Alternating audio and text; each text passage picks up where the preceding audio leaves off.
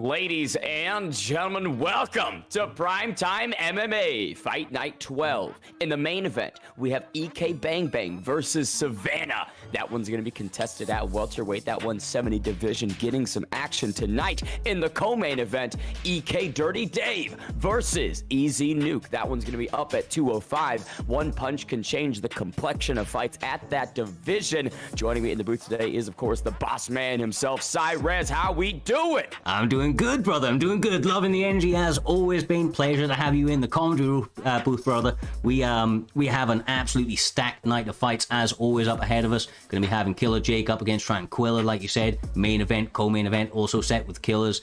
A couple of interesting ones to look out for as well. Going to be having the AJS Walker up against EK Harambe. ChasmeFam Ghost. So many fights, brother. So many fights. Cannot wait to get into them for sure, man. Absolutely. And talking about other members of this card as we bring up the rest of the people, or at least that first card, a lot of camp representation. You see TMF, you see EK, you see AJs, you see the Body Snatcher degree. So many different individuals and camps and groups represented today. I just love it. I love seeing all of the camaraderie in the UFC 4 esports community. Yes, sir. Yes, sir. And, you know, these camps, since they've been coming up, it's been a real swell of new camps coming up and making their names recently. You can see the development in everybody's game, the fact that they're all working together, kind of working on their weaknesses. It's put on some fantastic shows as a result, and some of the all-round turnarounds we've seen in people's games have been mesmerizing. So, up first, though, brother, we're going to be seeing two guys I'm not as familiar with. I believe they may be making their debuts. AJ Mma up against TSG TheLastKaiser. Going to be in middleweight, as you see there. On the PlayStation side of things, we've known that these fights have been stacked, or, you know, PlayStation-wise, they haven't failed to deliver each and every single time. They've been always coming out here with beautiful striking. Haven't seen too many grapplers other than the champion and, you know, Hamzat, sorry. Hamzat Chimaev, of course, the standout star of last year, unfortunately absent from the cage in this one. But the Italian Dream taking on the Reaper, Bobby Nux versus Marvin Vettori. Have to think that Whitaker is just a bit more well-rounded, but Marvin has the ability in the grappling realm to change it.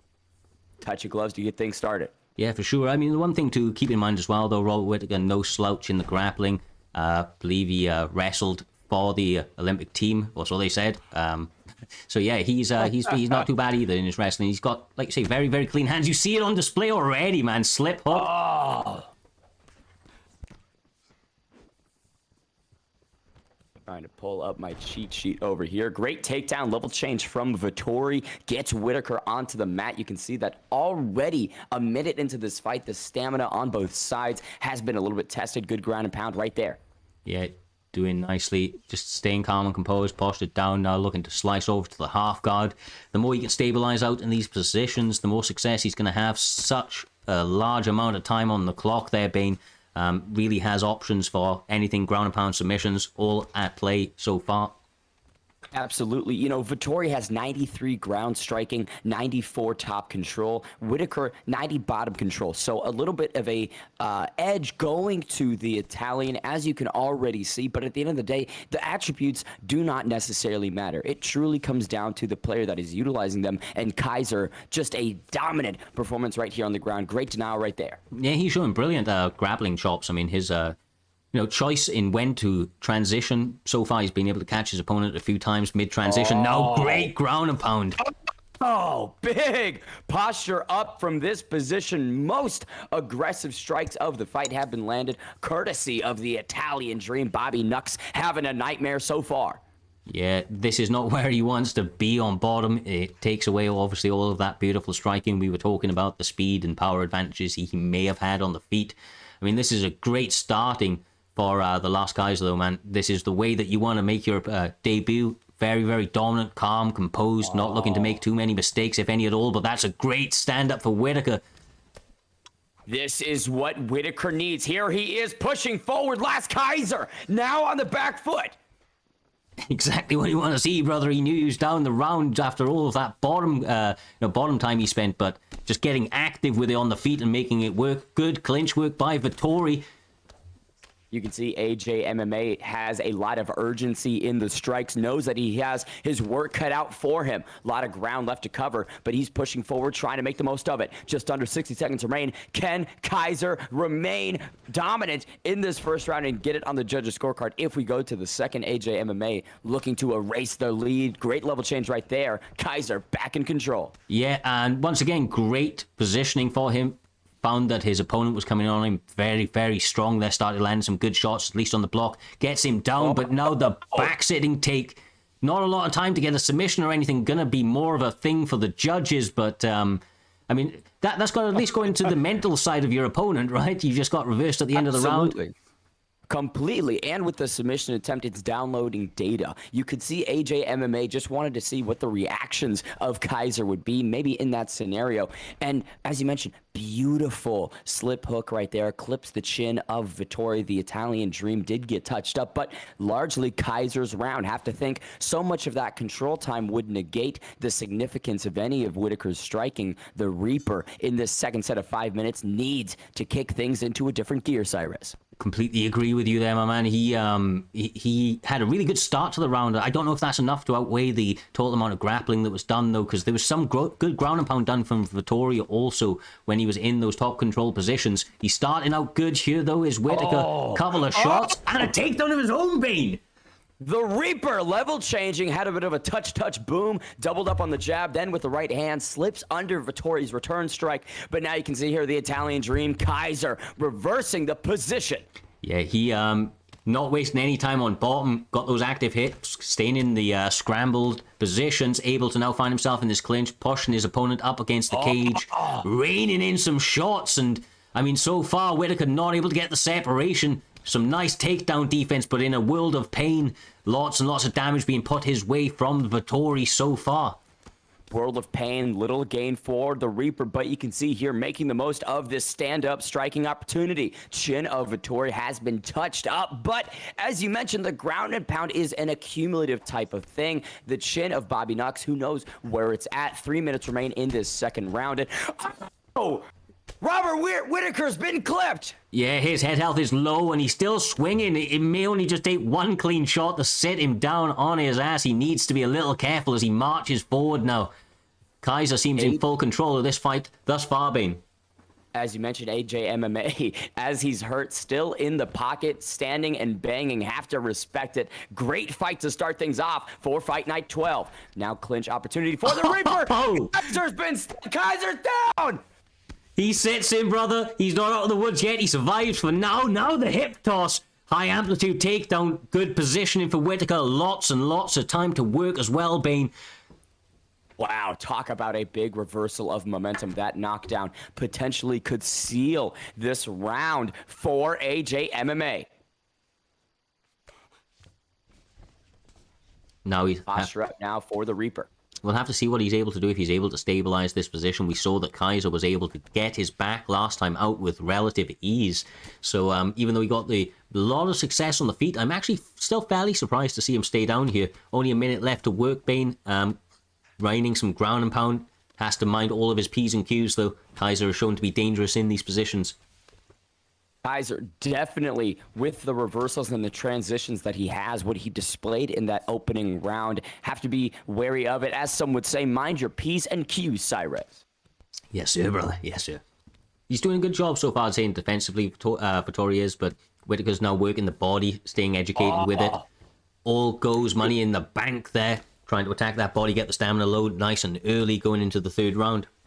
Oh, AJ Mma, money in the bank and looking to make a withdrawal on the chin of Vittori, landing with some great ground and pound. One apiece is what I think we're looking at coming to this third and final round, Cyrus. Yeah, it's a really, really interesting one after that second, because the second is definitely Whittaker's. The first one, though, to be honest with you, is a little bit of a toss-up in my mind just because of the stun at the beginning. Lots of top control, like we said, but if you're Vittori, I don't know where you're sitting in this one. You may be even feeling that you need a finish, so I imagine we're going to see a lot of activity out of him over the course of these next couple of minutes.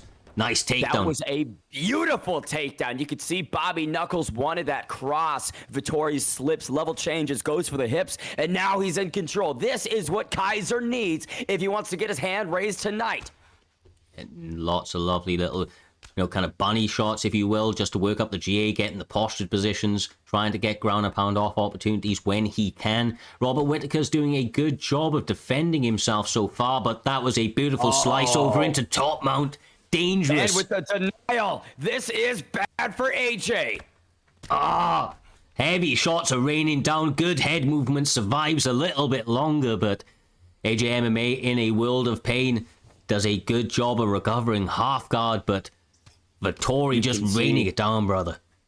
Bit of a laceration opened up on the right eye of Whittaker. The blood is pouring. That crimson is dotting that white canvas. Denials right there from Kaiser. Kaiser, so well versed in this grappling domain, progresses into half guard. Whittaker retains that full guard momentarily, but this is active grappling, Cyrus. Yeah, I mean, he's had some moments on the feet, but mostly it's been a good grappling exchange from TheLastKaiser, looking to implement his game plan this evening, take away his opponent's biggest strengths, being Robert Whittaker. You don't want to be exchanging on the feet too much with him. The speed, the power can be very, very problematic. Putting him in these spots, on his back, just able to mitigate all of that and really, really start to impose your will. But really now, I'm really just not sure if he doesn't get the finish, if it will be enough on the judges' scorecard off that rock.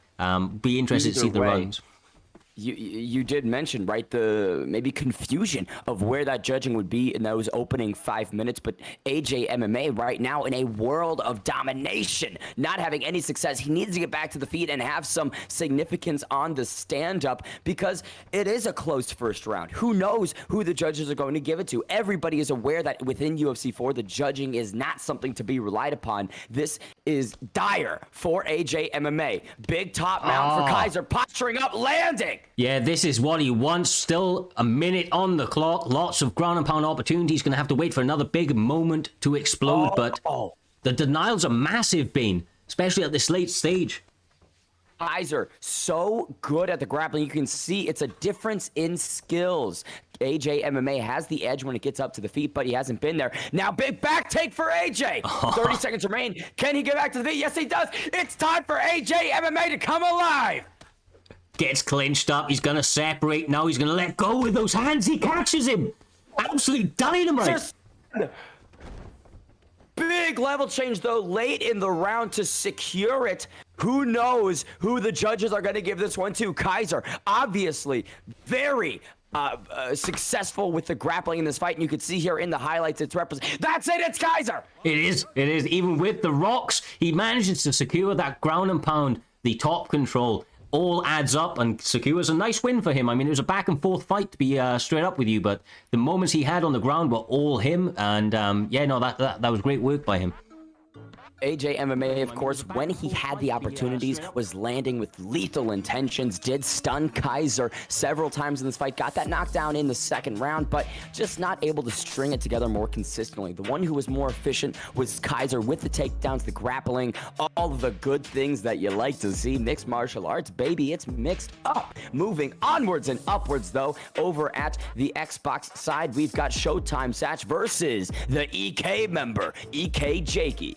Yes, this is a really, really interesting match. I rate both guys very highly. Satch Life is a great all-round fighter, has great striking, excellent grappling, and much can be said, you know, about Jakey the same. He trains with absolute killers, has a terrifying top control, and has been, you know, really, really dangerous on his feet as well in some of his performances. So all-round opponents looking to step up here. We see an Oliveira pick up against Khabib. Very interesting matchup, my man. Lots of grappling opportunity, submissions via the Dagestani top pressure. It will be sort of that wrestling approach versus the jits of Charlie Olives. Have to say, Jakey, of course, mentioning in the Twitch chat that this is a rematch, and he did take the first against Satch Life. Satch needs to get this one to even out the scorecards overall. Round one begins. Touch a glove, Cyrus. Yeah, it's starting out quickly. Jakey never wastes any time in his performances, always gets very active early, landing those hands, trying that double leg, missing on it, and I know, no, backing up, biding his time, maybe. Some strikes there land. Oh, EK Jakey! Pro Life drops EK Jakey! Showtime Satch is out here, trying to land some bombs. Jakey needs to be a little careful. Now finds himself in bottom. He's very good on the ground, though, whether it be top or bottom is Jakey, so good choice from Satch probably to separate there. Oh. Big jumping kick right there, partially blocked on the guard of EK Jakey. Kicks like their land, though. Satch Life looking great in the opening few minutes of this fight. EK Jakey now trying to pressure and get things going. Satch Life taking it to the EK member. Yeah, landing beautifully on the feet is Satch Life, looking very, very dialed in tonight. Has to be careful of those clinch attempts and takedown attempts of EK Jakey, though we've seen a few of them so far, and it's only going to take the one to really, really start to impose his will on top. Good work by Satch with these hands, though. Satch Life making the most of this stand-up opportunity against the Dagestani. A lot of people get suffocated, but in terms of drowning, EK Jakey's treading water. Great midsection attempt right there from Satch lands on the ribs of EK Jakey. 2.5 remain in this opening round, and Jakey has so much work. Once again! Showtime. Satch is not here for a long time. He's here for a good time. Trying to land these beautiful bombs on Jakey. He's eating them all, absorbing them well, and marching forward. But my God, is he putting out a lot of damage early. Oh, look at that, though. Slip hook from Jakey lands on the chin of Satch Mo Life. There's the takedown. Let's see what Jakey can do with it. Pulls him down. You've got to remember the rubber guard and the submission threats from Charlie Olives. This is not good for the Dagestani. Dubronx with that rubber guard, so lethal. Good regain, though, from Jakey. And here comes the submission template. Let's see what Jakey has. Tiny stamina advantage. Probably not going to be the one, but he's tracing relatively well. Looking like that if this was maybe a bit, more of a dominant submission, he may have been able to sink it in. This is a great first read. An excellent, kind of opportunity for him to gauge how his opponent reacts to those types of submissions, Bane, and we may have to see if that plays dividends a little bit later on in the fight. Oh, absolutely. That's all about downloading data and seeing what those reactions would be. I think very smart move for Satch from Life because there's relatively low risk. There's not a lot of time left in this round. It's not like he's throwing up that arm bar or triangle, a minute in. He's waiting till the end and then seeing what Jakey has. But Jakey looking good in the defense department, but still likely going to lose this first round. Satch Mo Life, as he said, Showtime, Satch, baby. Oh my, look at that. One-on-one, wow. He had a phenomenal first round there. We know that Jakey is a whirly veteran. He's going to look to come out and start this next round fast, really start to impose his will. But Satch Mo Life looking fantastic this evening so far, brother. Oh, big takedown early from Jakey to open things up in this second round. You can see he understands that the striking may be at a bit of a disadvantage right now. Needs to get the grappling going. Great denial right there from Jakey. Yeah, another one. He gets it this time, though. Once again, all the submission opportunities and the rubber guard option from Charlie Olives on bottom going to mean that Jakey's going to have to play it a little slow. Good work on getting over into that half guard position, but not for too long. Very, very active, both guys in these positions, my man. I'm not too sure how it's going to pan out in terms of the submission, the ground and pound, but when Jakey's on top, you know that man's looking to do some damage. Any opportunity he can. Absolutely, and damage is what he is doing. Satch Mo Life, terrible round 2 for him so far. Top mount for the member. This is bad for Satch Mo. Yeah, he waits until he gets into a big dominant position like that top mount, now raining down the ground and pound. Good work from Satch Mo on the defense, but with only 3 minutes left, with still 3 minutes left on the clock, that's, a very, very bad sign. He needs to find a way of getting his way back to his feet soon. Top mount momentarily for Jakey. Good return for Satch Mo Life. Opportunity for him here. Gets the denial. Does Jakey. Posture up for the Dagestani. Slices across. No crucifix. Satch Mo minding his, options very, very well. Staying defensively sound. Rolling over until the full guard now. Still 2 minutes left on the clock.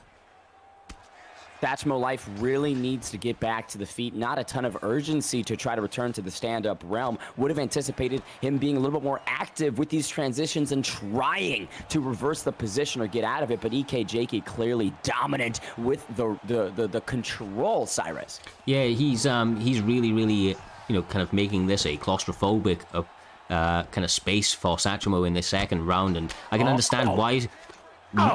Yeah, great ground and pound, and he's just choosing his opportunities for it there. He knows how dangerous his opponent was in that first round, does not want to give him an opportunity to replicate that, so sticking to him like glue and then raining down shots in these very, very dominant positions like he is. An educated adjustment, but now gets reversed with 55 seconds left on the clock. Lots of time to work. This is what Satch Mo needs! Half guard. Wow. What a reversal. And Cyrus, you saw that opportunity present itself because of the stamina depletion over on Jakey's side. That ground and pound took it out of the Dagestani's cardio, and Satch Mo Life saw the chance to reverse this. But still, this round goes towards that blue corner. I think we're 1-1 apiece once again, heading into the third and final round. Satch Mo Life versus Jakey, tied as we approach the final 5 minutes. Yes, sir. We'll have to see if Jakey's going to have to secure that takedown early if he wants to be able to get any success off in this round. We've seen how dangerous Satch Life was on the feet. Is there going to be frustration after that second round? We're about to find out. They start off quickly. Big head kick missed with the takedown attempt from Jakey as he secures that in this third round. That's big news for Jakey, and he's going to be feeling very good about himself. Got to imagine he's going to be looking for that position. Jakey dodged not only a bullet, but a nuke by level changing under that head kick. Great work from the member. And you can see here inside control. Knee on belly. This is bad for Satchmo. Yeah, getting active, raining through shots, deciding to separate back into that guard, though. Oh, wow. What a great, that's sort of like a pump fake right there from Jakey. Steps away momentarily so that Satchmo thinks, hey, I've got an opportunity to stand. Never mind. Jakey back in the full guard, now progressing. Half guard, you can see. I like how Jakey's more of a ground and pound. Oh, that's massive, man. I mean, Jakey's still on the submission, on the defense. The Decalz even able to stop him from posturing up, but good positioning now from Satch Life with 3 minutes left on the clock. This could be massive. Separation. Showtime Satchmo. Back standing is what he wants to do. Needs to stay up. No, he can't. Jakey secures the level change. All over it with the takedown offense this evening is Jakey. He needs it, to be honest with you, though. Satch looking so clean on the feet that any opportunity he's had, he's found a home for the mark. Staying active on the ground, separates again. We'll have to see if he's able to land any of those beautiful shots, much like in the first round. Jakey backing off behind that defensive line, looking for his opportunity to get it into the grappling once more. 2-minute warning for Showtime Satchmo. If he wants to get the hand raised, he has to make something serious happen with the hands. Good clinch right there from Nurmagomedov. Charlie Olives. The work has been cut out for him, Cyrez, but he is still landing right here in the pocket. Yeah, he's, oh man, I mean, Satchmo's looking really, really good. He's using that jab straight beautifully. Another great takedown from Jakey. 1 minute 30 on the clock. This is where he wants to be. The longer he can stay here, the more success he can have, and we've seen how active he is with the ground and pound. But once again, we see Charlie Olive staying active. It's just back and forth to the feet. Back down they go to the feet once more. 1 minute remains in this lightweight contest. Jakey likely running away with it because of the grappling prowess. Satchmo Life outguns him on the feet, but when it hits the mat, it is all the member. But look at that. Great transition from Satchmo Life. 40 seconds to work with. He needs to do something big. Will say, while he largely has been controlled on the ground, those transitions and sweeps from Charlie Olives have been beautiful. As I say that, though, Nurmagomedov takes the back. Yeah, going for the armbar from the back sitting position. Not able to get it. Satchmo showing his grappling chops. Not getting rid out in those last couple of seconds. But now the ground and pound to close out the round. That's a very, very close fight. I think that Satchmo probably just lost it a little bit, though, due to the grappling top control. We saw it of Jakey about to go to the judges' scorecards to find out. Have to think either way was an entertaining contest. Jakey learned early that Showtime Satch wasn't a guy to mess with on the feet, took it to the ground, and really implemented his game plan. As you can see there, gets the hand raised. Wonderful job from the member. Jakey coming home with the W. Yes, sir. Yes, sir. Great work for him. I'm sure him and his camp are going to be happy with him. That was a tough first round to adjust like he did. Able to overcome that adversity and to, end up winning over a dangerous opponent like Showtime Satch. He was game tonight. He obviously prepared for Jakey and, came out hot, brother. He came out hot. He did a great job of starting that fight very, very quickly. Satchmo Life did come out hot. Jakey got scorched in the first couple minutes, but rallied and came back and did get the W. Wonderful performance from him. And talking about wonderful performances, up next, we've got Goals versus Lepo. Contested that light heavyweight, Cyrez 205. That's a lot of power at that division. Oh, it really, really is. I mean, this is a weight class where you cannot make any mistakes whatsoever. These guys are going in. Gokhan Saki up against Glover Teixeira. Going to have TP Lepo, the TP founder, I do believe, out here trying to put himself and his camp back on the map with the Gokhan Saki pick. up against Glover Teixeira. I mean, honestly, this is such a fun matchup. The striking prowess of both guys, the power that they have in their hands. Golds has the takedown options as well, which he's shown to be very dangerous with in the past. Look at that. Great work there from Teixeira Glover. Oh! Sakai's been stunned! The old man strength landing. Lepo now finding a home for his hands. Oh my...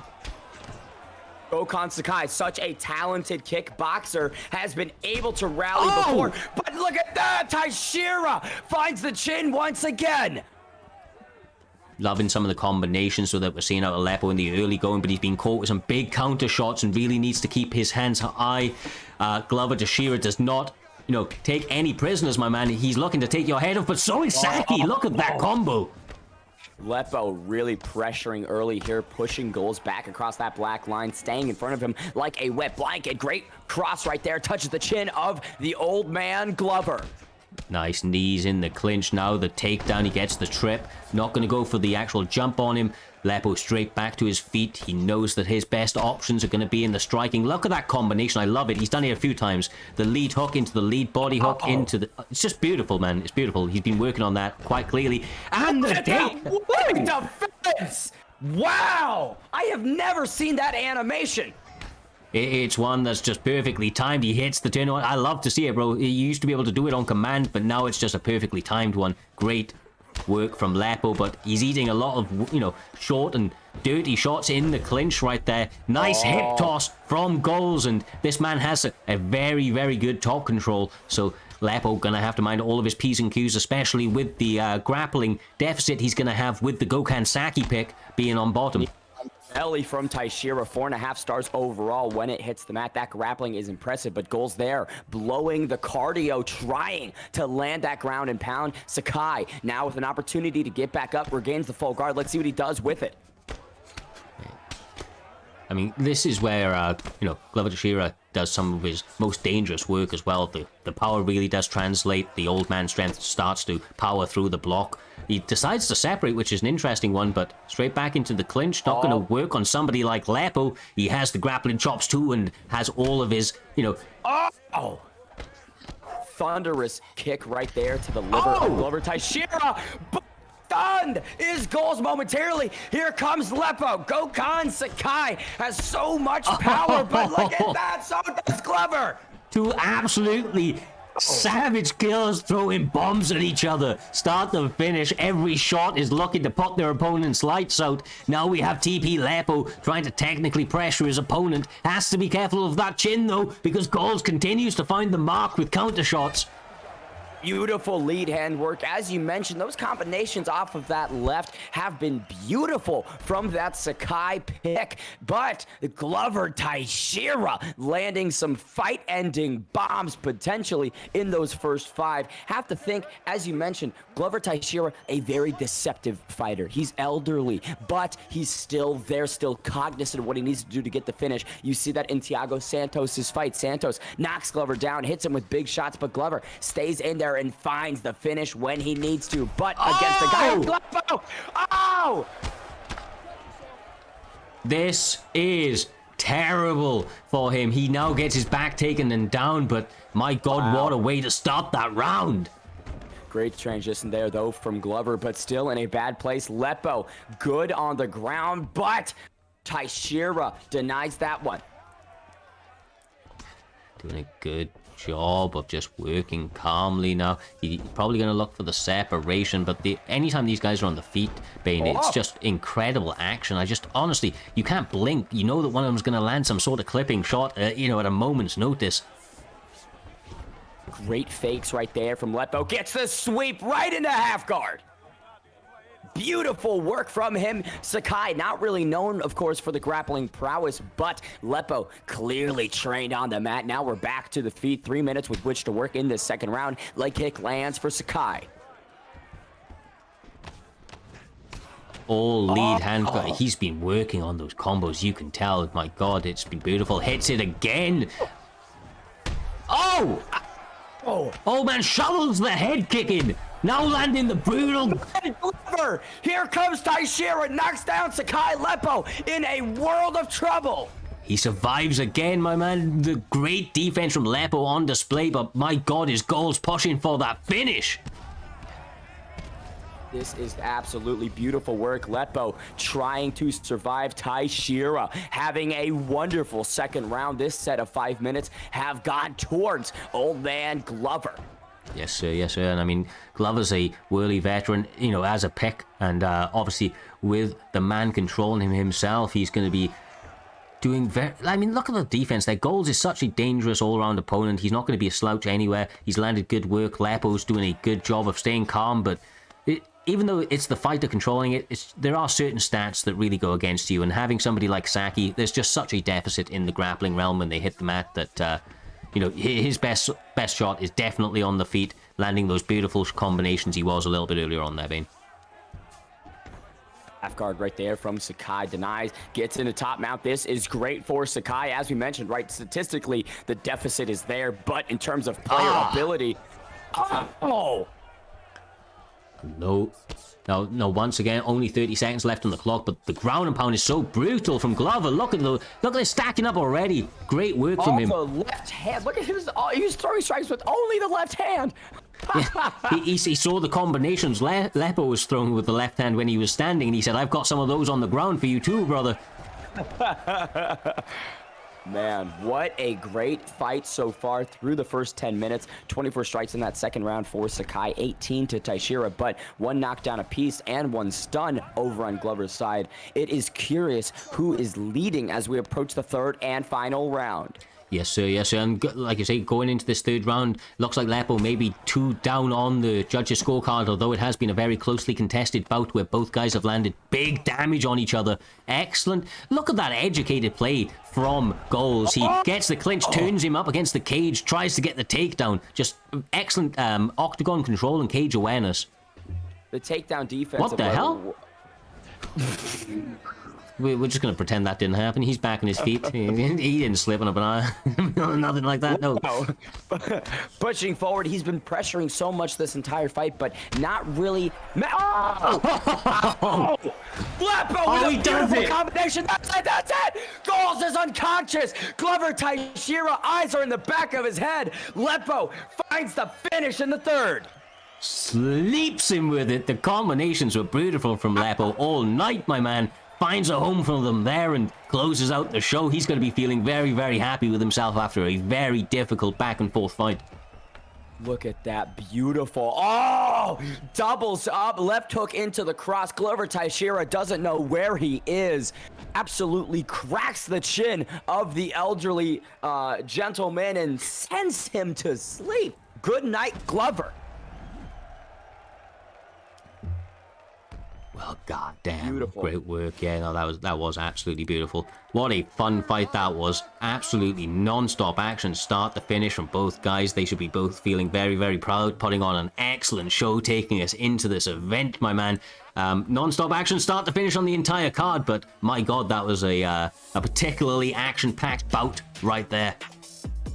Oh, absolutely. I hope everybody watching back at home was entertained by that one through 12 minutes. Goals versus Lepo entertained up at 205, but now we're going to be cutting off some pounds, shedding some weight, and dropping to 170 for ChasmeFam versus AJ's Ghost. Welterweight has so many good options. Cyrez, I'm interested to see who these guys pick.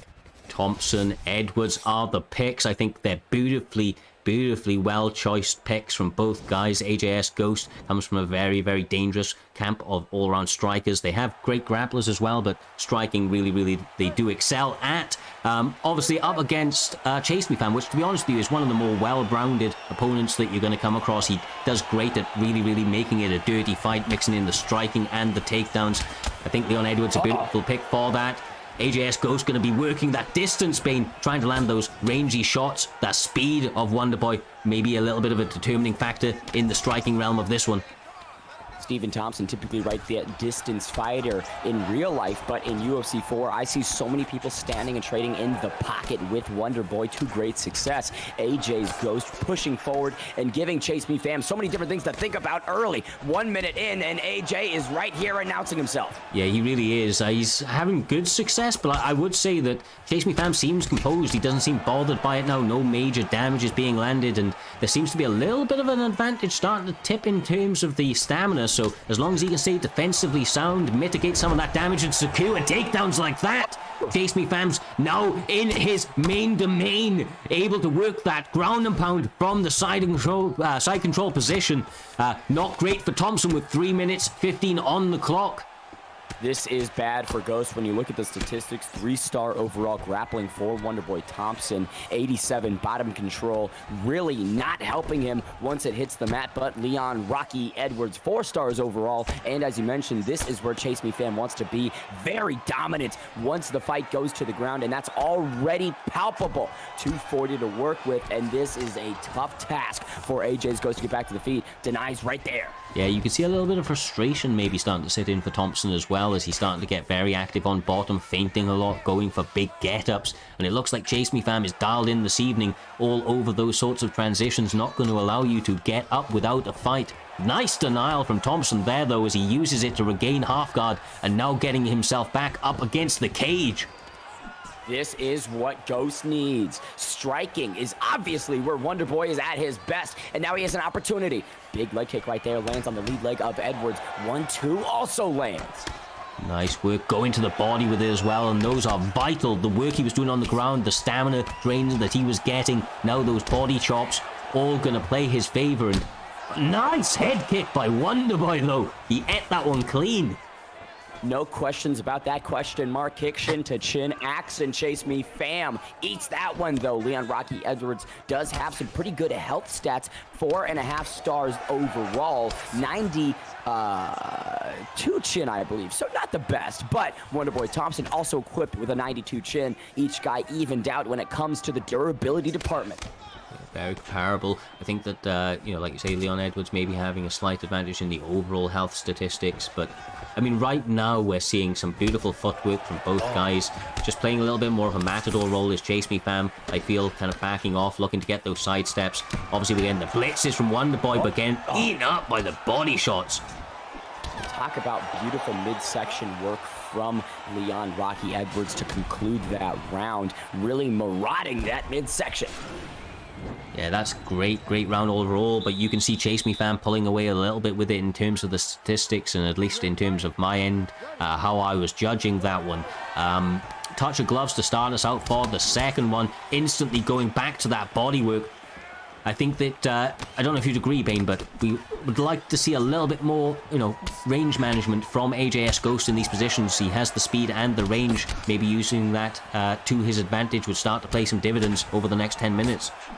Completely agree with you. There's so many opportunities for Wonderboy at more of a kicking distance, but Ghost really content to stand and trade in the phone booth. That pocket fighting has been his prerogative, it seems. And he clips right there, Rocky Edwards. Oh! Clips him with the head kick. Staying very composed, though. Knows his opponent has already recovered. Doesn't want to burst all of his stamina advantage. Regaining back into the center of the cage. Eats a head kick of his own, Bane. ChasmeFam! The favor has been returned from Ghost. Head kick lands and partially stuns Leon Rocky Edwards. You can see the damage that's been done on his face. A little bit of it's been accumulated. 3 minutes to work. AJ's Ghost now the momentum back in that red corner. Great work. Looking to land once again. The straight lead upper. I mean, both guys jockeying for position now. Looks like AJS Ghost starting to find himself a little bit better, but honestly, ChasmeFam so dialed in, nothing is missing. Everything is landing. ChasmeFam, beautiful body shot into that right over the top of the shoulder. Could not block that one. Thompson meets the mat, but now he's back up. AJ's Ghost opportunity to stand and trade some more, but like we were talking about, it may be smarter to contest this one at range. It's another shot right there. Chopping at the legs, trying to touch up the face a little bit as well. This is great work from him. Now, once again, ChasmeFam mixing it up, going to the body. His body work has been so on point tonight, Bane. Really has been one of the main key factors to his success over the course of the last 8.5 minutes. Oh, good stick right there from Rocky. ChasmeFam clearly very adept at Leon Edwards. And you can see AJ's Ghost having a tough time. One thing we need to mention, big moment from Ghost. ChasmeFam on the back foot. The front kick of doom landing straight up the middle. ChasmeFam not backing out of the pocket. Has to be a little bit careful of the compromised chin exposed a moment ago. But now the step-offs. He's gassed. The head kick. Beautiful work right there from ChasmeFam, capitalized on the stamina deficit of AJ's Ghost. Ghost not really too exceptional in the cardiovascular department as we conclude the second round. Needs to find one big shot to push. If it wasn't for these big bursts of success that AJS Ghost was having, ChasmeFam would be in complete control, but he just continues to get popped in unexpected moments, bringing AJS Ghost back into this fight. Even though he's hurt, even though he's gassed, Bane, he's still pushing forward, making sure he's still in the fight. Wow. Look at the activity from Stephen Thompson in that second round. 53 strikes landed. And one thing to say, Cyrez, 94 recovery to Wonder Boy. So coming into this third and final set of 5 minutes, I'm thinking AJ's Ghost comes out swinging and tries to find the finish early. Yeah, you've got to imagine so. You've got to imagine. He could maybe try to play the counter game. ChasmeFam is starting to play a little bit aggressive, but that's going to be purely based off his opponent and how he reacts in this third round. I think you're absolutely right, though. He needs a finish. ChasmeFam looking great so far, and you know his cardio is not going to get much better as this round goes on. Avoids a massive overhand from the Englishman. Big leg kick lands for AJ's Ghost. Has landed that several times, but it doesn't really seem to be doing so much damage. Probably not throwing with a lot of power. Just touching up the lower appendages of Rocky. Yeah, I mean, honestly, right now, ChasmeFam looking so on. Has to be careful of that sort of combination. Nice leg kick from AJ's Ghost, but eats a combo from Rocky Edwards. Here comes Rocky throwing hands like they're boulders, connecting on the chin of Wonder Boy. Really? AJ's Ghost slumped, courtesy of a big knee right there. ChasmeFam looking like a leaf. Oh my God, the rocks are back and forth. AJ's Ghost is still here. Oh! Big jab temporarily sits down AJ's Ghost not going to be here long, but look at that big kick. Partially lands, touches the shoulder of Leon. Rocky Edwards, the stamina all going to the blue corner. 3 minutes remain in this fight. AJ's Ghost needs something big to happen.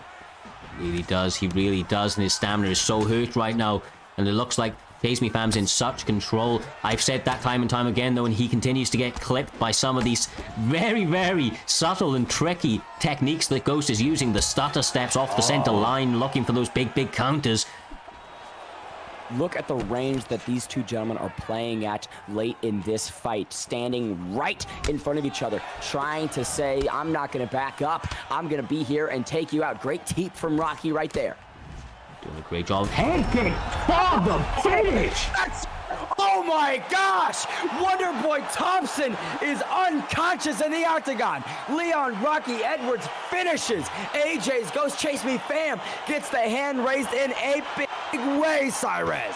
What a performance, my man. He had so much adversity getting hit back from AJS Ghost, but continued to find a way to land those shots. What a head kick to close the show. I mean, my God, that was a beautiful shot landed by him. 1 second you're awake, the next you're not. AJ's Ghost definitely going to have some dreams right now, of course, courtesy of that big shin-to-chin action.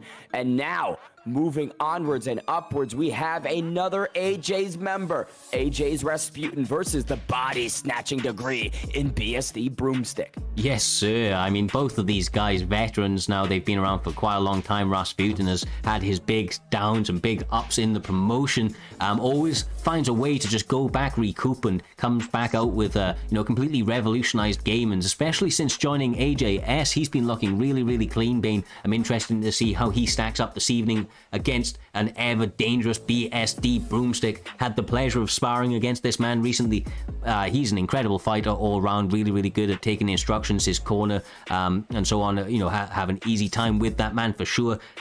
These guys going to be stacking up, I do believe, in the heavyweight weight class. I was going to say welterweight then. The heavyweight weight class. Not a lot of room for error in this one, brother. At 265, we mentioned with that light heavyweight scrap between goals and Lepo that one punch can change the complexion. This one absolutely applies as well. If you take a shot from any of these big boys, you could be going to sleep early. And there are so many great options for you. You can see Velasquez, Alistair, the Demolition Man, Overeem, Cyril, Bangbang, Gone. That's also an option. DC, great wrestling. So many great attributes when it hits the mat for the former Olympian. And also former champ Stipe Miocic. Could potentially see some Ngannou action, though, I think. Yeah, no, this, he looks like he's having a real good look around right now, is Rasputin. I wouldn't be surprised if, yeah, there you go, if he did actually end up going back to Cain Velasquez. He's had some great success utilizing his grappling recently there, Bane, and you've got to imagine that maybe is his best path to success up against a dangerous all-round threat, but definitely a dangerous striker in Broomstick with the Ngannou pick, my man. The Ngannou pick with power like nobody else, that true death touch power. Francis the Predator Ngannou has 100 power. On Velasquez's side, only 90. This will be a very patient performance from the AJ's member Broomstick, looking to make a boomstick. Yeah, he's not looking to waste any time trying to test that chin of AJS Rara as quickly as he can. Rara trying to get that double leg, nothing doing on that one. Single leg attempt, now hits the turn. Great work from him. Broomstick now on bottom, not where he wants to be with Ngannou, but staying calm and composed so far, trying to work that GA, doing a great job with the denials, Bane. Great denial. That was a beautiful denial, much needed. AJ's wanted to transition right into that top out control, but Broomstick, clearly adept on the ground, does get the get up. Big overhead for Velasquez. He really is a well-rounded opponent, is Broomstick. In our training, we were actually speaking about the grapple advantage and trying to build that up with the short strikes. Great to see him utilizing it on bottom tonight, able to get back up against Rara, catching the kick, and he's looking very composed, is Ngannou so far. Absolutely right. Ngannou sometimes just swings and wings, but this is patience from Broomstick, which I think might be giving AJ some trouble. AJ wants to shoot level change, get the grappling going, but against a guy who's not risking a ton, that's difficult to do. Great denial right there from Broomstick. Big opportunity for Ngannou. Yeah, and honestly, when you're going for those takedowns, the uppercuts are such a credible threat as well that you really do have to be careful. Even on this, you know, the clinch attempts, you've seen just everything landing with big success. The head health being chipped away with... Great head move from Broomstick. Hey, look at that, a big 1-2 from the Predator. My God, Broomstick is looking clean. Look how nice his striking is looking. Slipping off the center line.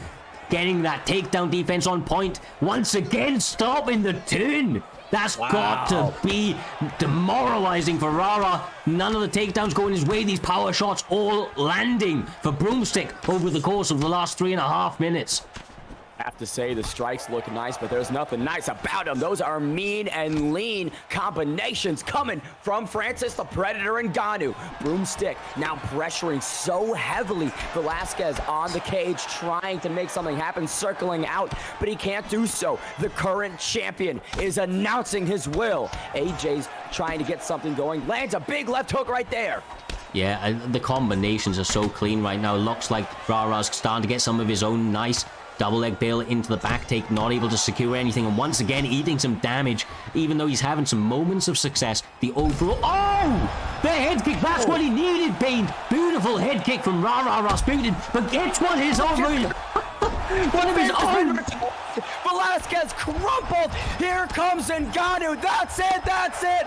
Broomstick finds the finish. Wow. My God. Talk about an absolute return of fire. Velasquez lands the head kick. Ngannou says, I've got one of my own. Cain Velasquez unconscious. Francis the Predator, hand is raised. I mean, that guy has so much power. As soon as he was on top of him, rocked, you knew the ground and pound was going to close the show out. Too much power not to, man. Absolutely beautiful work, though. It has to be said, beautiful work from Broomstick. He looked phenomenal tonight. The striking looked really clean. He looked calm, composed. You know, even when Rara was able to secure that takedown, he did not panic at all there, Bane. Was able to work the GA and find his way back to his feet with relative ease in that bout.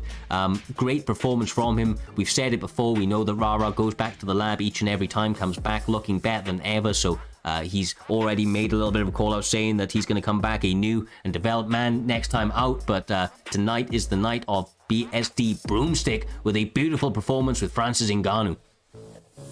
AJ's camp struggling on tonight's fight night card. BSD, though, big win right there. Let's see if they can continue it. BSD Oni versus ylostpusasguey. I don't know how to say that name. That's ylostpusasguey. ylostpusasguey, that's my man. He hasn't been around for a little while, looking to make his name again, taking a little bit of a break to hone his skills, and coming out tonight with it looks like a Cub Swanson pick, and I've said it before, you know, I don't have favorites, but it looks like if he's picking Cub Swanson, you know, there may be a little bit of favoritism in the booth there, Bane. Just a little bit. Hard to stay neutral when Killer Cub Swanson is in the octagon. SoCal, always a pleasure to see. I will say one thing. His tattoos are my favorite. Out of everybody within mixed martial arts, Killer Cub's got the best ink in my opinion, but against T-City, ink doesn't matter. Those submissions are lethal. Yes, yes, sir. I mean, look, this was a tough fight to witness in real life. I'm hoping that Killer Cub can come out here, work the speed that he has, the advantage, switch stances a bunch. I know that ylostpusasguey is a very, very good striker. He likes to utilize the counter-striking sort of technique, but instantly with the takedown for BSD Oni, has to be feeling very good about himself. That is concerning. The 4-star grappling of Brian T-City capped off with those 97 submissions. But look at that. Big transition from Swanson. Yeah, I mean, he's no slouch on the ground either. Got a black belt of his own. Maybe not the same sort of black belt as a Brian Ortega, as he gets a rolling knee bar. Low stamina, Bane. This could be incredibly problematic. This is close. You can see each bar is almost even. The escape one is getting a bit more action. I believe submission defense seems to be potentially on point for Killer Cub, but the submissions of T-City always seem to rally. The rolling knee bar's been rolled. Let's see if the defense can hold up. This will be the first leg lock knee bar in primetime history if he's able to get it. And it will be against Killer Cub. My heart is going out, but the escape is there. He keeps his knee this evening. Top mount for Killer Cub. Honestly, I don't know why my heart literally stopped for the man right there. I was like, no, not Cub. That was close. That was close, Cyrez. And the concerning factor of it is this is early in the fight. This isn't deep into it. This isn't where he's had a lot of time to figure out the reactions, the tracking. This is early. So if T-City tries again, I'm thinking that Killer Cub's going to need to pull some tricks out of the bag to escape another one. But great side control domination from here. Killer Cub really controlling short elbows on the inside. Those don't look lethal, Cyrez, but those are impactful. Yeah, they definitely are. They can cut your opponent. They start to chip away at the total and complete head health that you have. I would honestly really like to see him separate, though. I do not want to see Cub Swanson get tapped out here. He's doing a great work of holding this position. There's just something, I mean, when you've got such a dangerous, incredible threat like Brian Ortega under you, I just don't know why. I wouldn't risk it. I suppose that's what I'm saying. This is such good work from Cub Swanson right here, really taking away Brian Ortega's opportunities, denying the transitions and just landing to those ribs, buttering them up. That's baby back, Cyrus. I mean, to be fair, after everything I've just said, he is being absolutely pinpoint on these denials right now, Bane. Nothing is letting him, get him going. This is a good stand-up from him, though. Now the separation with the strikes, back to the striking realm. This is where Killer Cub does his best work, but we've seen in the past BSD Oni, no slouch on the feet either. Brian Ortega's stand-up is somewhat deceptive. Again, 4 stars overall, 93 power. Can't use it, though, when Killer Cub's coming forward. Killer Cub combo there. Beautiful destruction on display. Those combinations landing with brutal effect, Bane. What a closeout to round 1. SoCal, so good so far. Killer Cub really finding the mark through the first 5 minutes. Second round, the work has been cut out for Brian T-City Ortega. You can see a bit of a laceration on that left eye. Blood is pouring all over his body. Yeah, I mean, he had a great start with that knee bar, but Wylos looking good, starting out quickly. Killer Cub Swanson running out of his corner to meet T-City, stuns him, but Brian Ortega level changes, gets the takedown. Let's see if Killer Cub can get back up to the feet. I'd love to say what his corner said to him in between rounds right there, because he came out fired up, babe. Great denial right there to boot. T-City not able to transition around to the side of Killer Cub. Doesn't get that one either. Swanson so adept on the ground. 4 minutes in, there's the get up. Yeah, I mean, Wylos Babusi showing his chops on the ground, and honestly, the combinations on the feet are so smooth. Big miss right there from both gentlemen. The kicks do not land. Killer Cub, though, taking the center of the octagon. Big land from Cub! Once again, finding the home. Oni having a lot of problems, seemed to be staying composed, but still eating shots from the Killer Cub. Oh. Cub Swanson clips Ortega. T-City meets the mat once again. Swanson now in side control. This is where he wants to be. Yeah, Wylos looking fantastic. Once again, taking a little bit of a risk getting on top of the submission threat, but he's shown how dangerous he is here himself and how, you know, just educated he is on the ground, able to hold these positions in pass, now raining down some ground and pound. We'll have to see if Brian Ortega is able to work back to the guard, make some of his dangerous submissions come into play. So far, so good for Cub Swanson, raining down these shots. The body snatcher getting snatched right now. Killer Cub having so much success, but here is another submission attempt. This is what T-City needs. 2 minutes left. There is a lot of time on the clock, and that one is looking like the submission defense is holding up for Killer Cub.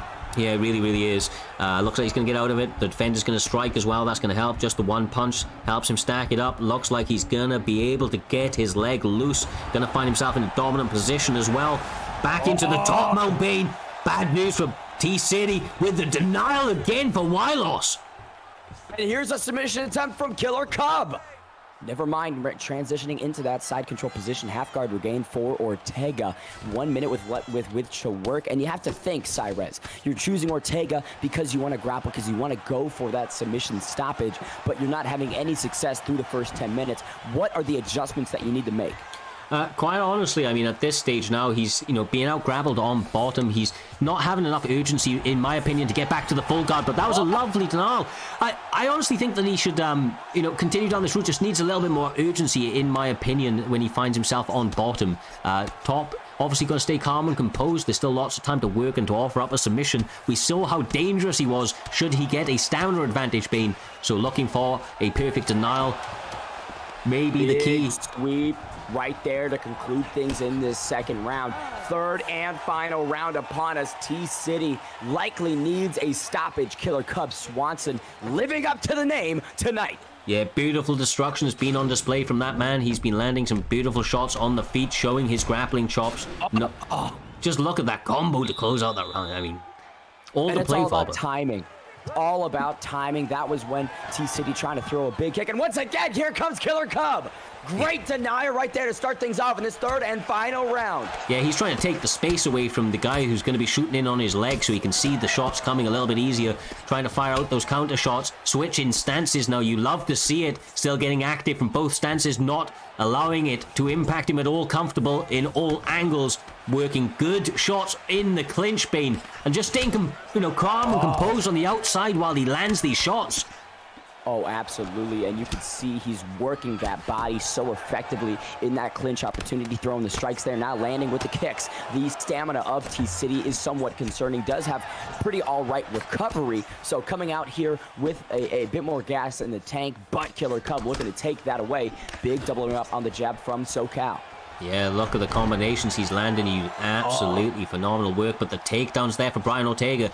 Once again, we saw how dangerous he was once he was able to get a submission sunk in. So all he needs is one denial, and maybe the submission threat is more than viable with him. With 3 minutes left on the clock, lots of time to work, Bane, especially with this Ortega pick. Swanson gets the denial, and the stand-up is there for T-City. Oh! Look at this Killer Cub Swanson spinning back fist lands T-City down. Wow, Cub Swanson wants the highlight reel KO. He wants that flash stoppage of Brian Ortega. Now jumping into side control here. Let's see what he can do. Half guard regain for T-City. Yeah, beautiful work. I mean, opting to go back into the ground. I actually feel like that's Brian Ortega's best option to win. I've said it time and time again, but he's just obviously so confident in all realms here, Bane. He's just not threatened no matter where the fight goes. No, not at all. And you have to think the disrespect is palpable from Killer Cub Swanson. The submission threat in T-City, and he's saying, I'm going to jump into your guard. What a statement that Cub Swanson's making. Good takedown there, though, from T-City. Yeah, he's been looking for one of those for a long, long time, and now going for the Kimura, stays active on the hips. We know that it's only going to take one, and it could be lights out. Looks like Oni has been practicing his submissions leading up to tonight, and, you know, has looked very dangerous in those positions, but the defense on point for Ylos over the course of the last couple of minutes. Look at that. It's so good. It's so clean. The submission window is expiring. Killer Cub coming forward. Big left hook drops T-City. Wow. This is just so clean and precise from SoCal. Oh! And that could be He sweeps him. Down and out. Good night, Brian Ortega. My God, beautiful destruction. I said it before, I'll say it again. Killer Cub was here to put on a absolute masterpiece tonight. Was able to do so. What a performance for ylostpusasguey. Very, very significant statement, and you can see no damage really on Killer Cub aside from a small cut over that left eyebrow. Beautiful work from here in this finishing sequence. Left hook turns Brian Ortega around and face plants him to the canvas. Herb Dean has to jump in to stop Brian from taking any more damage because he was clearly out cold and unconscious and done with this fight. Yeah, I mean, the face plant to the canvas actually woke him back up, and he took a couple of unanswered shots that he didn't need to before the referee finally stepped in on it. But the work all round tonight has been absolutely beautiful from each and every competitor. Absolutely epitomized by Cub Swanson in that last one.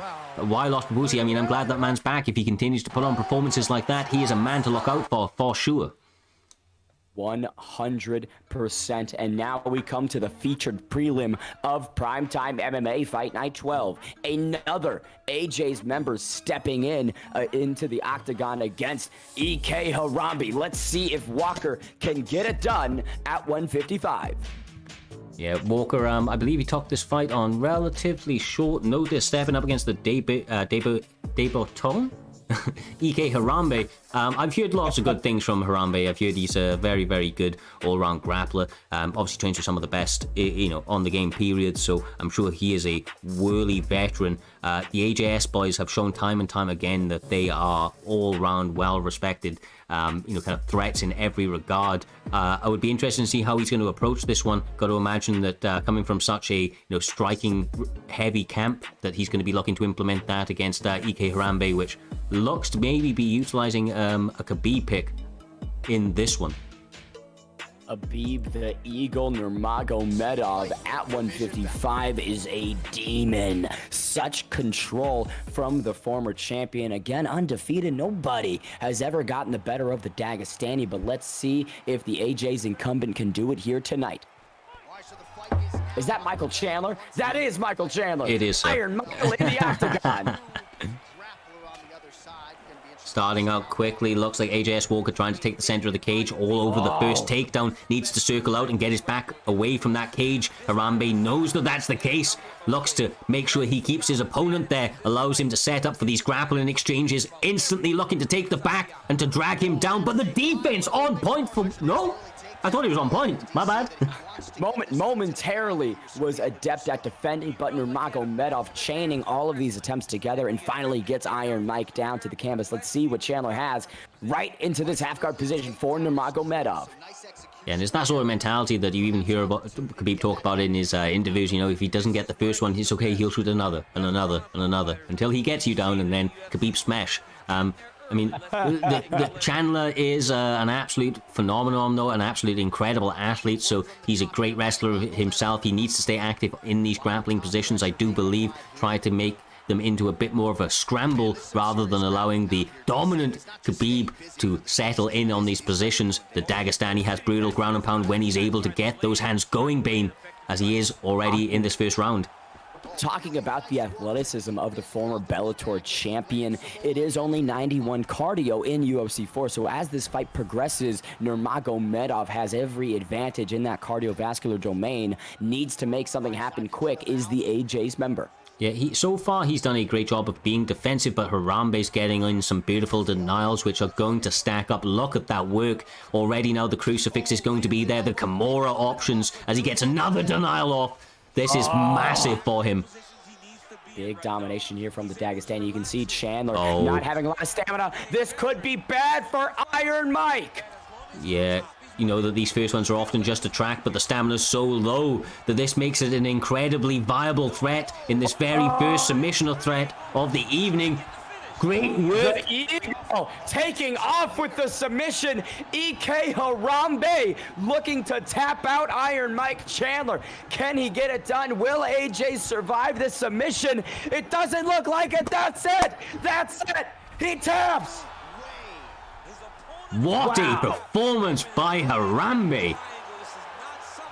EK Harambe getting the hand raised in emphatic fashion, taking was that inverted triangle? It was from side control, inverted triangle from side control. He found an opportunity to sink that submission in, was able to get a couple of denials off. His opponent was very worried about the position and the ground and pound threats there being, but the submission threats got sunk in silky smooth.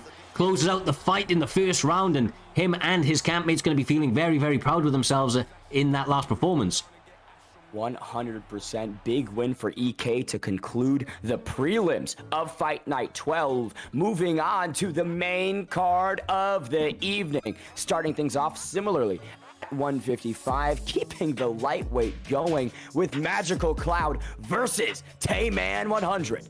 I mean, this is going to be a really, really fun fight. We've seen these guys compete previously. They're both very, very fun all-round threats. We're seeing the Conor McGregor pick up against Michael Chandler once again, stepping into the cage. I mean, lots and lots of power on both sides, but obviously you've got the grappling threat of Chandler as well there, Bane, which can make all of the difference in some of these scrappy bouts.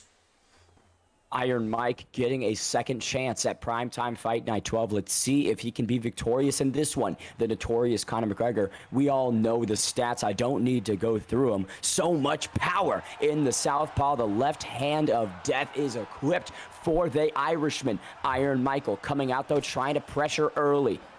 Yeah, trying to take the center of the cage, trying to be the lead sort of, the lead dancer in this one. But lovely head kick, missed right there and almost made him pay for it. My God, is he getting active with these hands? Each guy standing and trading. Tayman in the pocket, landing, but at distance, Magical Cloud seems to have a bit more of an edge. Big whiff there, though. Front kick lands for Chandler. Oh. Gotta remember, Magical Cloud is the man, I believe, that got the 13-second knockout or some shit in his debut. So this man is not, he's not estranged to knockouts. Versus Purple Urkel. It was a Conor McGregor versus Max Holloway. Max Holloway, one of the most granite chins in the game, gets knocked out in the first combination. Magical Cloud, definitely a guy to watch, but now he's on his back. Tayman on top. Iron Michael Chandler, as you mentioned, very well versed in the grappling domain, but here comes the notorious Conor McGregor taking the back and standing back up. Been working on his jiu-jitsu. Yeah, great work from him, separating, switching stances, getting back to his favored southpaw stance. Now going to be looking to utilize that left hand. Looks like he may be occasionally leaning into the range of that uppercut from Tay, which is very problematic should one connect cleanly, Bane. Oh, look at that big elbow. Yeah, another big elbow. Momentarily drops the former Bellator champion. Iron Mike needs to rally a little bit right there, clear the cobwebs. Magical Cloud coming forward, 2.5 remain in this opening round, Cyrus. Yeah, he's doing a great job right now of just pressuring forwards. Magical Cloud is attacking the body when he gets opportunity, but eating a lot of shots up top, Bane. I mean, as the fight goes on, it's really, really odd to say this, but Conor McGregor is going to be looking so clean as this fight continues, if the pace continues at this rate. Working the body beautifully. I mean, a lot of damage coming to his head, but not enough to put him out thus far, brother. Look at the stamina deficit that Tayman is already operating on. Really not impressing with the cardio. Again, we already talked. Oh! Conor McGregor folds Iron Michael Chandler. That midsection work, beautiful. Chandler needs to recover right here. Block is broken. Let's go, that's it! Tay-Man, unconscious on the canvas. The Irishman, the notorious Conor McGregor getting the hand raised. Magical Cloud, when this man gets you hurt, he knows how to close out the show. He smells blood, my man. He comes after you with vicious intent. What a finish to that fight, and what a hell of a way to actually start out this main card. Main card impressing. Magical Cloud's domination continues. Great combination right there, touching up the ribs like he's at the barbecue. Iron Michael Chandler could not take it anymore, and that was it. Hand been raised to Magical Cloud. Moving onwards and upwards. I am looking forward to this one. Ginga Ninja versus Great Mist. Now, Ginga, so good all around, very versatile, but Great Mist has hands, and boy, does he use them, Cyrus. Yeah, I mean, my God, you talk about a very, very fun matchup.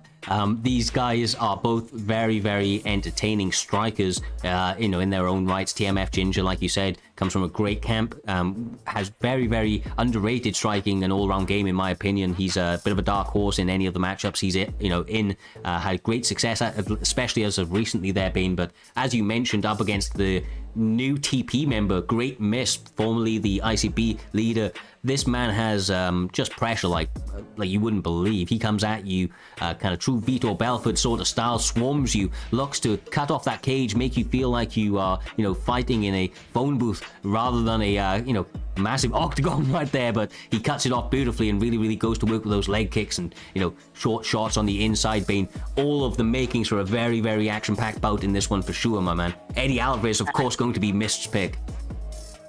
The Underground King entering the octagon on Primetime MMA Fight Night 12, taking on what could be Anthony Showtime Pettis. Showtime really good at the Taekwondo. That doesn't need to be explained or mentioned. The former Wheaties box appearance shows that he's been there, he's done that, he has the skills. But against a guy like Eddie Alvarez, someone who's so good everywhere the fight goes, that is a large undertaking, Cyrus. It really is, and one of the things that we should really, really highlight is the durability of Eddie Alvarez as well. A lot of people sleep on it. He's a very durable fighter. I'm not sure what his statistics are, but he doesn't go away easily by any stretch. He's really good at chopping at those legs, making the power work, and, you know, eating one to give one. In this sort of matchup, I imagine that may start to play a factor if Ginga is not able to maintain his range. As you mentioned, that Taekwondo background really means that he's going to have to utilize those kicks and try to keep a little bit of a distance from that heavy pressure that Great Mist is surely going to be trying to implement on him early in this bout. One thing to mention, of course, Eddie Alvarez does have 89 legs and a 90 body. So if I'm Anthony Pettis, I'm Ginga Ninja, I am assaulting the midsection and the lower aspects of the Underground King, but hard to do so when you've got Alvarez standing in front of you. Yeah, especially with Great Mist behind the pad. I mean, this man knows how to work the legs early himself. He knows that if somebody's going to be attacking his legs, he needs to be on theirs early, and does a great job of mixing it in, calf kicks and heavy kicks. Right now, though, both guys doing a great job of checking leg kicks, working beautiful shots on the inside. Each of these competitors is in the Bane Invitational, so we could be seeing this run back very shortly, of course, but very action-packed through the first several minutes. Big combination from Mist. Yeah, they're both very, very highly talented prospects. Obviously, trying to get themselves going here, really scattergunning each other with all sorts of techniques, leg kicks, headshots with the hands and the feet. Been beautiful work so far over the opening 2 minutes or so of this first round of potentially 3, Bane. Ooh, big stick right there from Mist. You can see each competitor operating behind that guard so efficiently, not letting many strikes get through. That one did, though. Check left gets the attention of Alvarez.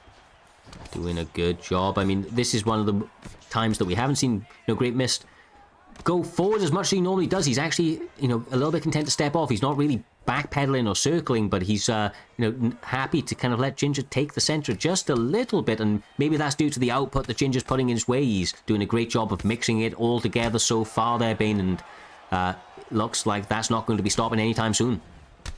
have to agree with you. Yeah, the success in the pocket has sort of gone to Ginga early here. The Underground King might be a bit concerned about coming forward, but look at that big slip offering lands on the chin of Showtime. Yeah, with all of that, what we just said there as well, Bane, something to note is that we've seen this before from Great Miss where he's been down and being hurt, but with his ability to counter, especially with the power of Eddie Alvarez, he always finds a way to make himself dangerous till that final bell. So definitely not out. The fight's still very close, now starting to land shots of his own, but has to be very careful as this fight may be starting to slip away with him in this, in this pocket. Nice check, Jesus. Big check right there. Oh! And that's why you don't sleep on Great Miss, my man. But look at this! The return from Showtime! Alvarez momentarily meets the canvas. 45 seconds remain. These guys are trading, Cyrus. Back and forth, not trying to see a second round. 35 seconds on the clock. Both looking for the pole counter. Wow, so much action and impactful strikes early. Axe kick attempt from the former lightweight champion. Anthony Pettis now trying his best, but Alvarez so cognizant defensively. Again, as mentioned, Great Mist so good at... Oh, as I say that, Mist eats a cross from hell to conclude the first 5 minutes. What a scrap this is. I'm amazed we saw a second round. I thought this was going to be a first round finish either way when I saw the fight announced and they were trying to get the job done, but for no lack of trying, we're about to see a second round, and I, for one, am happy that that's the case, brother. More action like that, please. Mist versus Ginga's second round is upon us. Have to think each guy wants to continue the momentum that they accrued in the first, but you can see the head held. Oh! Shot right there from Alvarez. Ginga Ninja momentarily stunned. Underground King pushing forward. Great Mist wants to make a statement, Cyrus. Oh, he steps off. This is the combination death combo incoming. Ginga Ninja dropped. Can he survive? Eddie Alvarez not pouring on the pressure with the ground and pound. Let's see what Showtime's got off of his back. Does have that rubber guard, Cyrus. 4 minutes, he uses it to switch across into the side control. Does he separate? Does he decide to work his ground and pound? I know he's been working on the grappling with some of those killers over in TMF. Big posture up from Showtime lands a little bit. You can see the framing from Alvarez trying to block those shots, but Anthony Pettis not throwing a ton. Ginga Ninja patient and composed on the ground. Alvarez does get the get up. Let's see what Great Miss can do with it. Nice knees to the body. He's really starting to work at it. 3 minutes on the clock in the second round. This is all money in the bank for Ginga. He hits the feint on the outside. Now tagging him up with the 1-2. But the pole counter for Great Miss. Once again finding the mark. Oh! Anthony Pettis getting touched up. This could be it.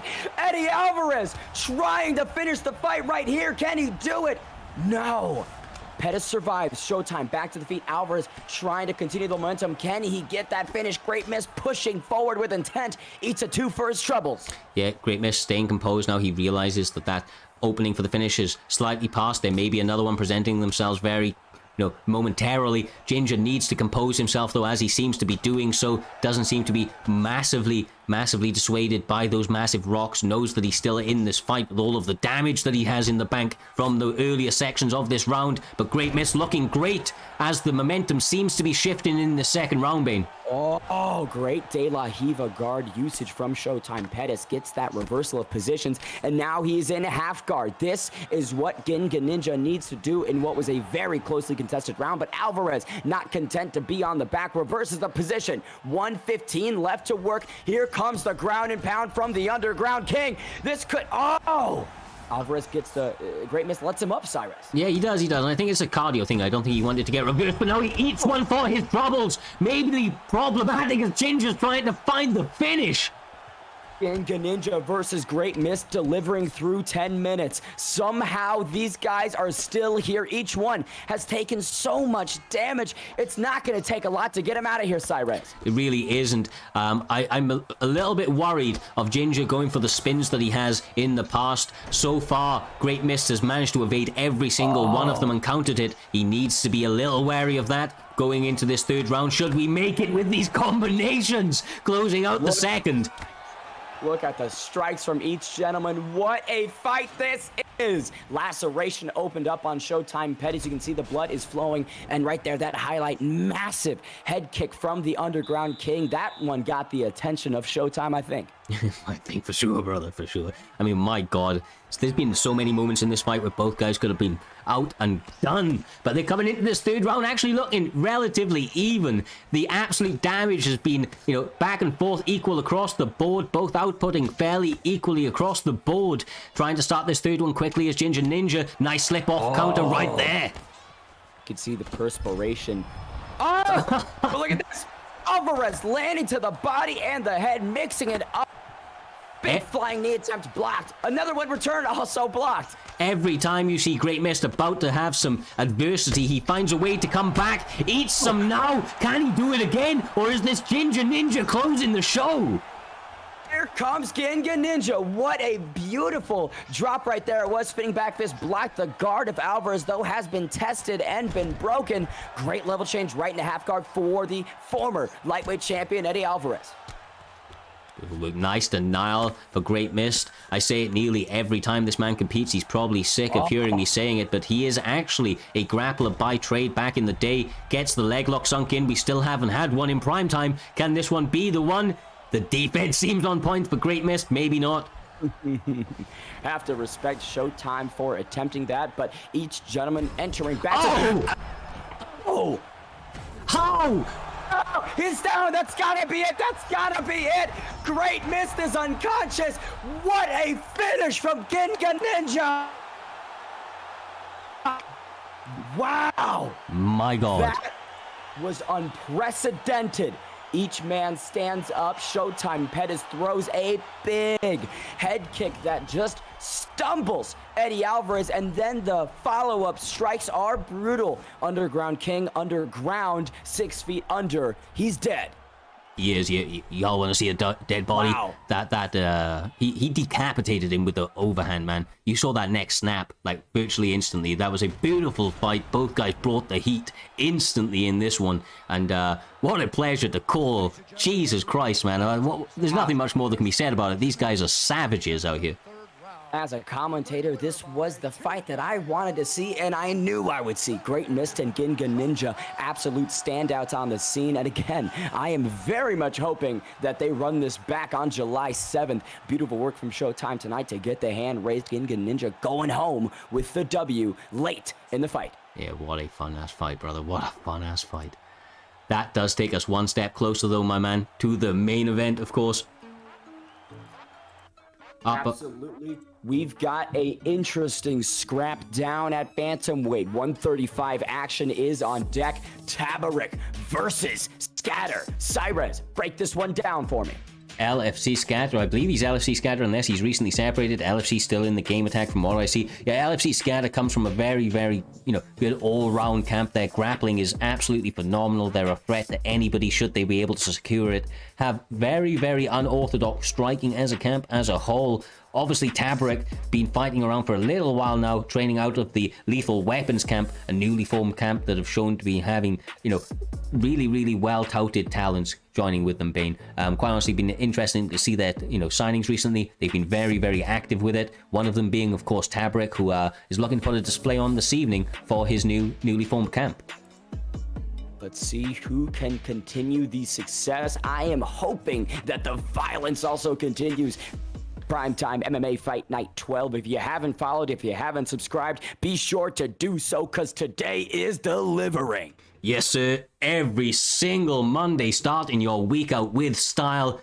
Every single fight delivering on these cards for sure, brother. This one's going to live up to the hype as well. We see the Peter Yan pick up against Rob Font. You know how high I am on this pick, man. This matchup, Rob Font, Peter Yan. It's a beautiful matchup. Really, really fun to match up with the power and the speed kind of advantages that both guys have. Absolutely right. That New England cartel pick, newer to sort of the mainstream scene, but after that, Cody Garbrandt wouldn't have to think he's got a lot more fans, but big hip toss from Piotr No Mercy Yan. Yeah, this is where Scatter actually does his best work. So great denial from Tabaric, though, obviously showing that he knows to mind his back, has the back defense on point tonight, doesn't want that taken. Those chokes are obviously very, very scary for sure. Nice slam by Scatter, staying active and committed to the grappling attempts there been over the course of the opening couple of minutes of this bout. Oh, absolutely. Tabaric went airborne momentarily. Former bantamweight champion lifted him up and brought him down. Now in a half guard, 330 with which to work. This is great positioning for Scatter. Yeah, he's doing a good job slicing over into side control. Like I said, this is definitely where his bread is buttered. He has unorthodox striking, but grappling is where that job gets done. Working the ground and pound short bunny shots as you will, trying to work up the GA is Scatter, using it to posture up, and now the ground and pound reigns. But you see it, Bane. Educated choice to posture back down. Doesn't want to waste the opportunity of holding the position for another 2 minutes 50, potentially on the clock. As you say, bread is buttered. Scatter looking to make that toast toasted. Posturing up and landing to the midsection and head of Rob Font. Font needing to do something now. Tabaric really content to be on his back and play this kind of grappling game. But when you think about the control time that the former bantamweight champion is accumulating, it is not a good look for Tabaric. Big reversal right there from Tabaric, though. Huge work from him. Nice denial on the top mount. Uses it now to separate. Tabaric's going to be able to get those hands working of Rob Font. The one thing you've got to keep in mind though, Bane, is that, look, Scatter may be great on the ground, but he's gone Peter Yan. Peter Yan's no slouch on the feet either. Don't think that you are out of the woods and onto your, complete and utter game plan and nothing's coming your way. Great work of sidestepping right there from Scatter, but looks like Tabaric may have the slight advantage in the striking realm, at least so far. With a big slam, he goes for the grappling once again, brother.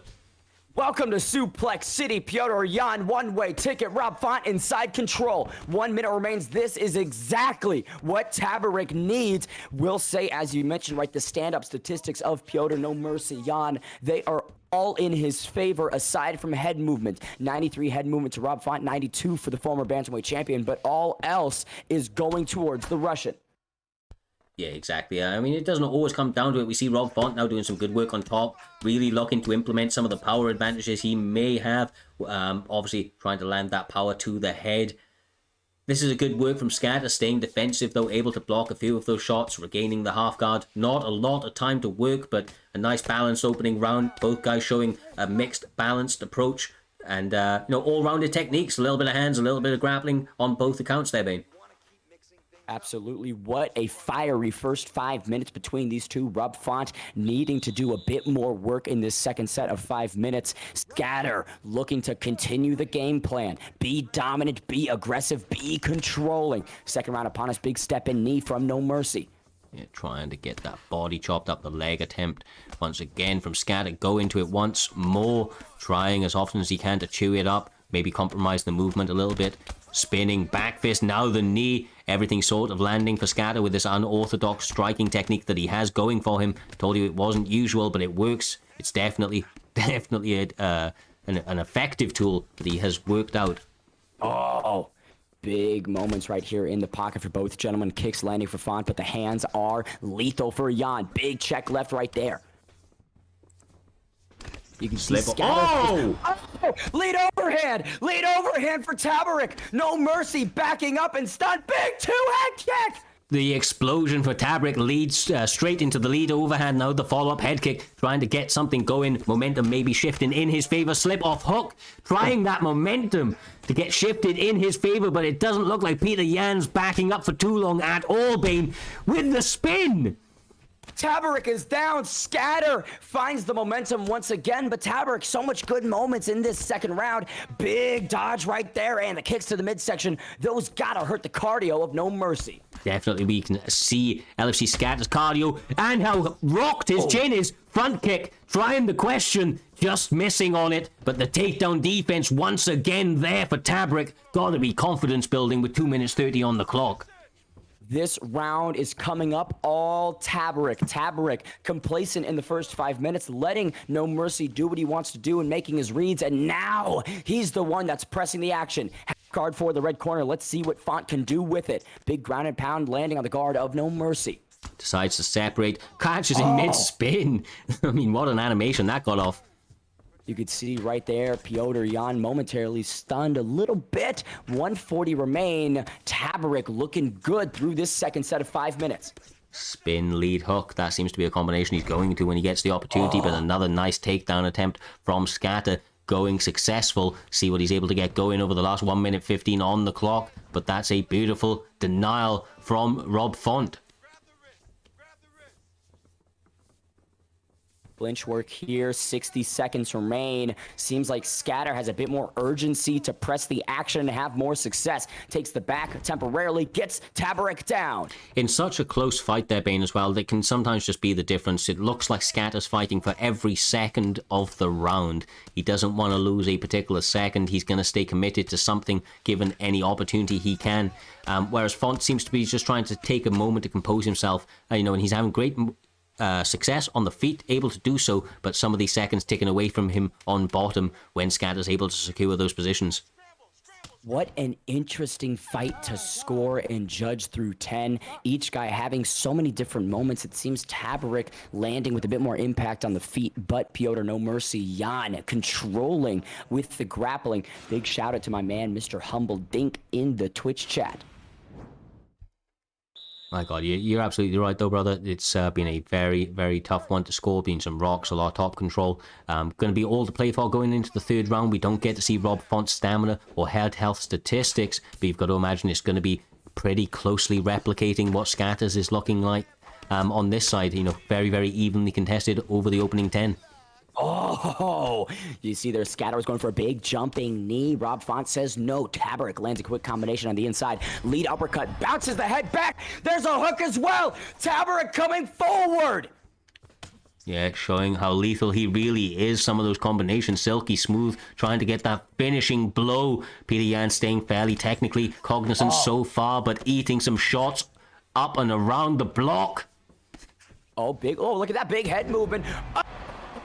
Oh, that midsection just got busted. Rob Font drops no mercy. Here comes Tabaric. Can he finish it? Yes, he does. That's it. Tabaric secures the W midway through the third round. What a hotly contested fight this was through 10. Tabaric, though, takes the finish in the third. My God, man. These guys, every single one of them putting on a show, but what a back and forth battle. LFC Scatter trying to get those takedowns, working his hands when he could. Tabaric staying composed, staying calm. That time going in his favor, able to draw out the fight, find that finish, my man.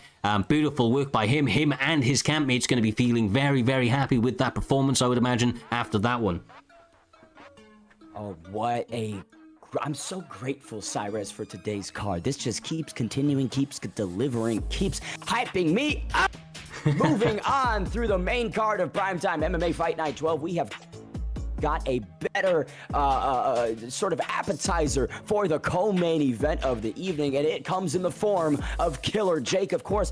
Trying to do the name change to Bless Jake, but man, when that guy's in the octagon, it's all action, it's all lethal, it's all killing intentions. Versus Tranquilla. Tranquilla also somebody who pushes the pace, brings the hands and feet, makes the moments, makes the most of them. If he has an opportunity to finish, there's blood in the water. Trust me, Tranquilla is smelling it. Oh, yes, sir. Yes, sir. I've had the opportunity to catch a couple of this guy's streams, and he is a credible threat no matter where the fight goes, but particularly his grappling is on another level. As you mentioned, though, up against Killer Jake, now known as Bless Jake, or trying to reform himself as Bless Jake these days.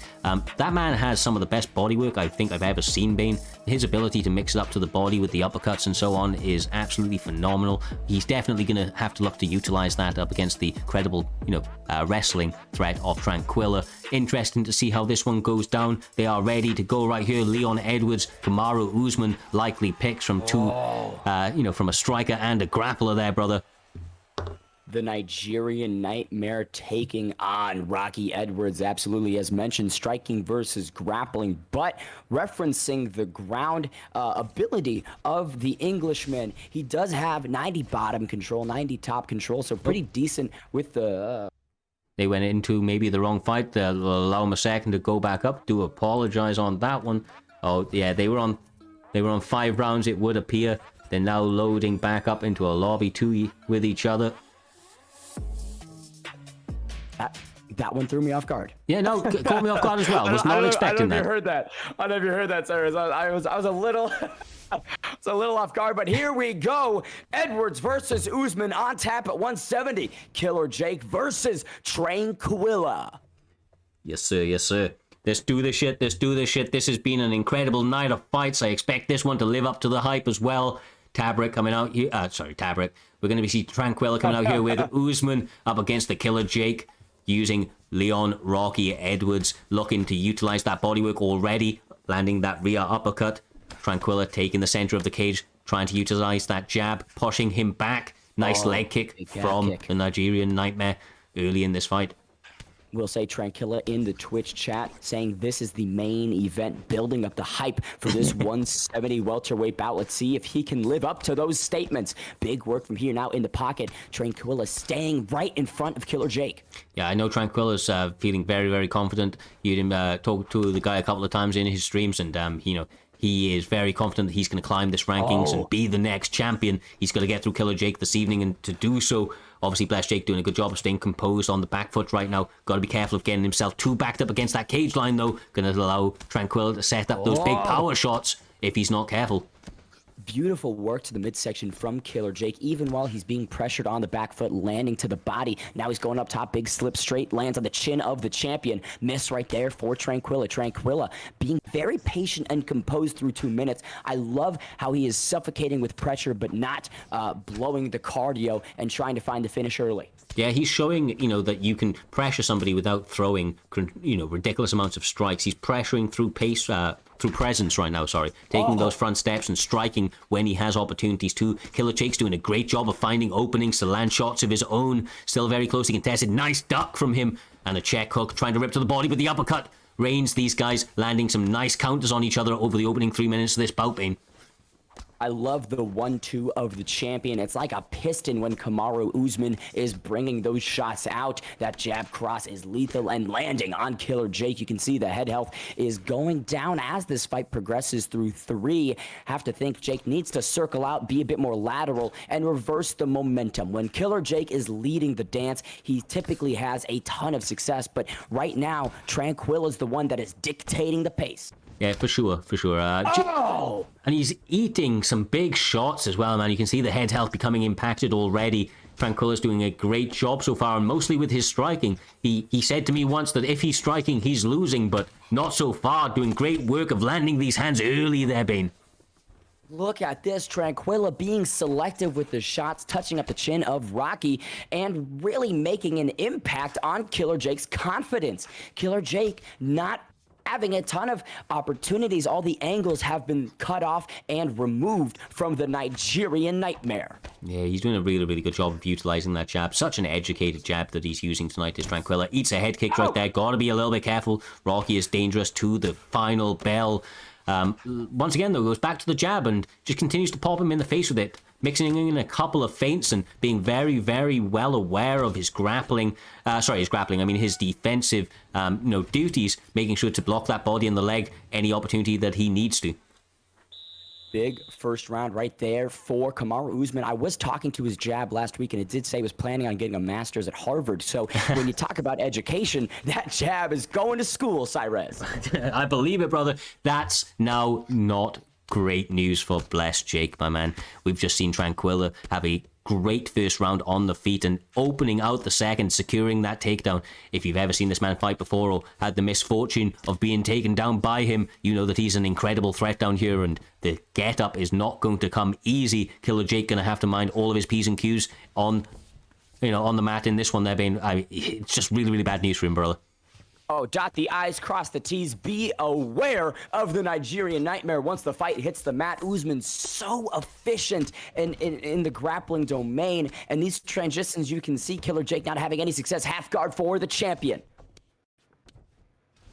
Yeah, this is where he does his best work. He's staying calm and composed. He knows he's got so much time to work. Why would you give up and rush the opportunity, get separated when it's unnecessary? Working these short shots, you see the GA building, getting off the denial, which is going to be massive. Using that to slice over into the side control. And once again, in a very dominant position, Killer Jake going to have to be very, very wary of all angles from the Nigerian Nightmare in these top positions. The power is too much from this man. Very wary, very scary is Usman passing through that guard, cutting it like it's butter. Now in top mount, this is bad for Jake.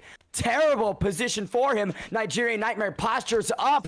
Good blocking though from Killer Jake, but this is bad for him. A lot of shots landing on the chin of Rocky. You can see the blood popping out of the face as those shots land from the blue corner. Yeah, honestly, it doesn't take too many for Kamaru to land, and you can already see the impacts of them. My God.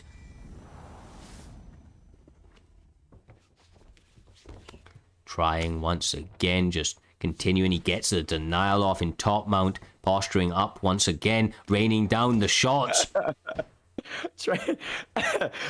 Tranquilla is in the Twitch chat being the most active viewer right now, and that is hilarious to me. Wonderful work right here through the second round for Kamaru Usman. Nigerian Nightmare giving Killer Jake everything he can handle and then some. Domination continues. Big knees to the body, Cyrez. Yeah, no, he's doing a great work right now, just really swarming Killer Jake. There's a minute left on this round after such a great start to the first round, and now the grappling just, sucking away the second round from Killer Jake. If he does manage to make it into this third round, he's going to be feeling like he has to get something going incredibly quick, brother, if he's got any chance of winning this fight.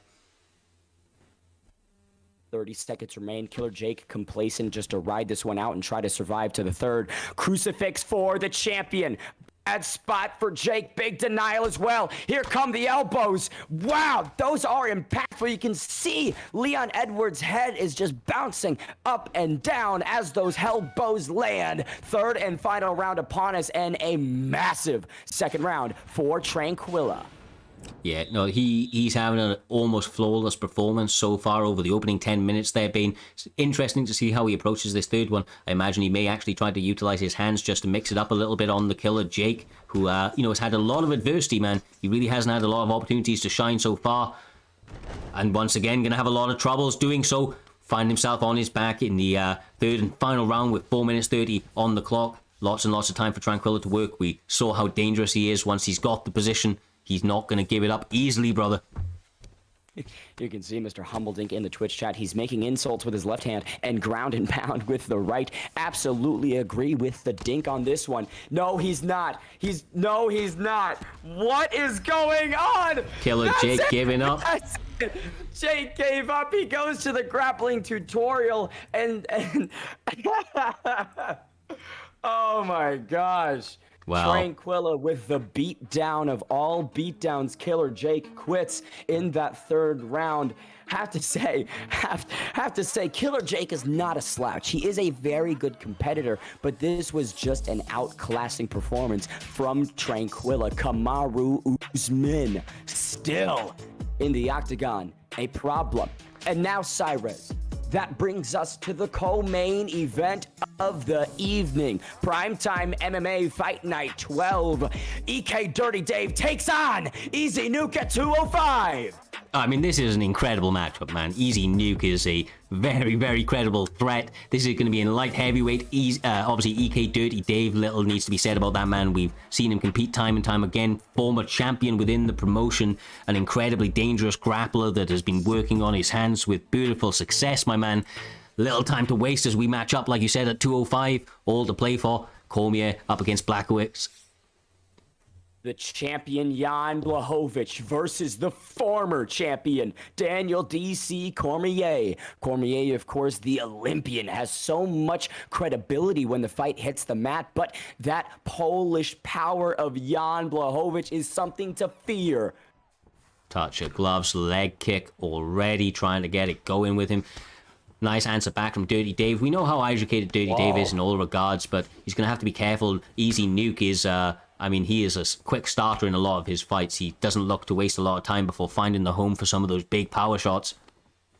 Great teep right there for EK DirrtyDave. Clinch work from DC. Look at that, former champion landing on the chin of Blachowicz. Easy Nuke not looking to make this an easy night at all. Wants a difficult scrap. Here's that slam from the Olympian. Side control for DC. Yeah, and Nuke him, trying to take him down to the ground now, see what he's able to get going. We know how dangerous DirrtyDave is here. Interesting to see him being put on his back in the opening. Going there, Bane. Have to see if his ground game off bottom stands up as much as his top control does. Jan Blachowicz, 4-star overall when the fight hits the ground. 92 top control, 90 bottom control, which is slightly better than the former Olympian in DC. DC's bottom control is 89. So if Jan can reverse the position, he will statistically have a slightly better advantage. But statistics don't matter when you've got easy Nuke landing shots to the midsection. Yeah, great work from DirrtyDave to get that separation now. Looking to really utilize that Polish power. Obviously, we saw him getting some feints up, missed leg kick. Those sorts of big shots being missed by these, gentlemen. They're such large men that the missed shots really do play a bigger impact on those cardios. Oh, kicks his legs out from under him. Big leg kicks from DirrtyDave in this first round, midway through it. Oh! Blachowicz, big head kick, level changes and gets the former champion down. DC adept at it though, tries to get up. Yes, he does. Against the cage, this is where Jan Blachowicz is dangerous. EK DirrtyDave takes the back, spins around, a little bit of a knee to the buttocks, I believe, right there, Cyrus. Yes, sir. Yes, sir. And interesting to note, obviously, this is DirrtyDave, former Xbox champion, now fighting on PlayStation. So this is one of his PlayStation debuts, I do believe. See if there's any real adjustments. He's definitely seeming to favor the striking on this console. Obviously, so far, Nukem being the more content to entertain the grappling, understandably so, though, with that Cormier pick, wants to mix it all together. Both guys landing beautiful shots on the inside, given any opportunity there. DirrtyDave looking good so far. A little bit of a teep though right there. Dave stumbles. 60 seconds remain in this opening round of the co-main event. Hip toss for DC. Jan Blachowicz in a bad spot right now. Yeah, this is once again... I mean, right now, honestly, we don't often see Dirty being in these positions too often, but it looks like Nuke is just being committed to that game plan and is having a lot of success doing it. Like I said, mixing it all together. This is mixed martial arts and mixing all those arts together for a beautiful opening performance so far. Obviously having some adversity with The Rock, but so far so good mixing it all together, brother. Oh, big moment there. Ow! DC concludes the opening round with a big overhand, touches the chin of the champion, Jan Blachowicz, but Jan Blachowicz, EK DirrtyDave doing such good work. Again, have to think the most significant moment was that big head kick stun. I would like to see EK DirrtyDave go a bit more to the body. We all know that Daniel Cormier has a bit of a disadvantage in the midsection domain. I want to see that Polish power directed at the ribs. Yeah, for sure. He's having a little bit of an issue, though. Every time he goes to throw a kick, it looks like Comey is chopping at the leg. Has managed to kick his legs out from under him a couple of times already. The cardio looking a little bit better for DirrtyDave, though. Don't know. There's obviously only a 3-round fight. I don't think it's going to play too much of a factor. But honestly, I'm really impressed with Nukem. He's looking great tonight. Nukem definitely deserves this co-main event slating. You can see the total strikes landed. 36 to Blachowicz, 28 for Daniel Cormier. Bit of a slight edge to DirrtyDave as we approach 3 minutes and 40 seconds remaining in this second round. DirrtyDave, bit more of an active fighter and more impactful in my opinion, Cyrez. Yeah, no, he right now he's landing some of the bigger power shots for sure. That was a nice step off once again. The takedown attempt into the bail. Goes for the pull guard. Able to get it. 3 minutes and now in top mount. The Olympian in top mount. Jan Blachowicz giving up the back.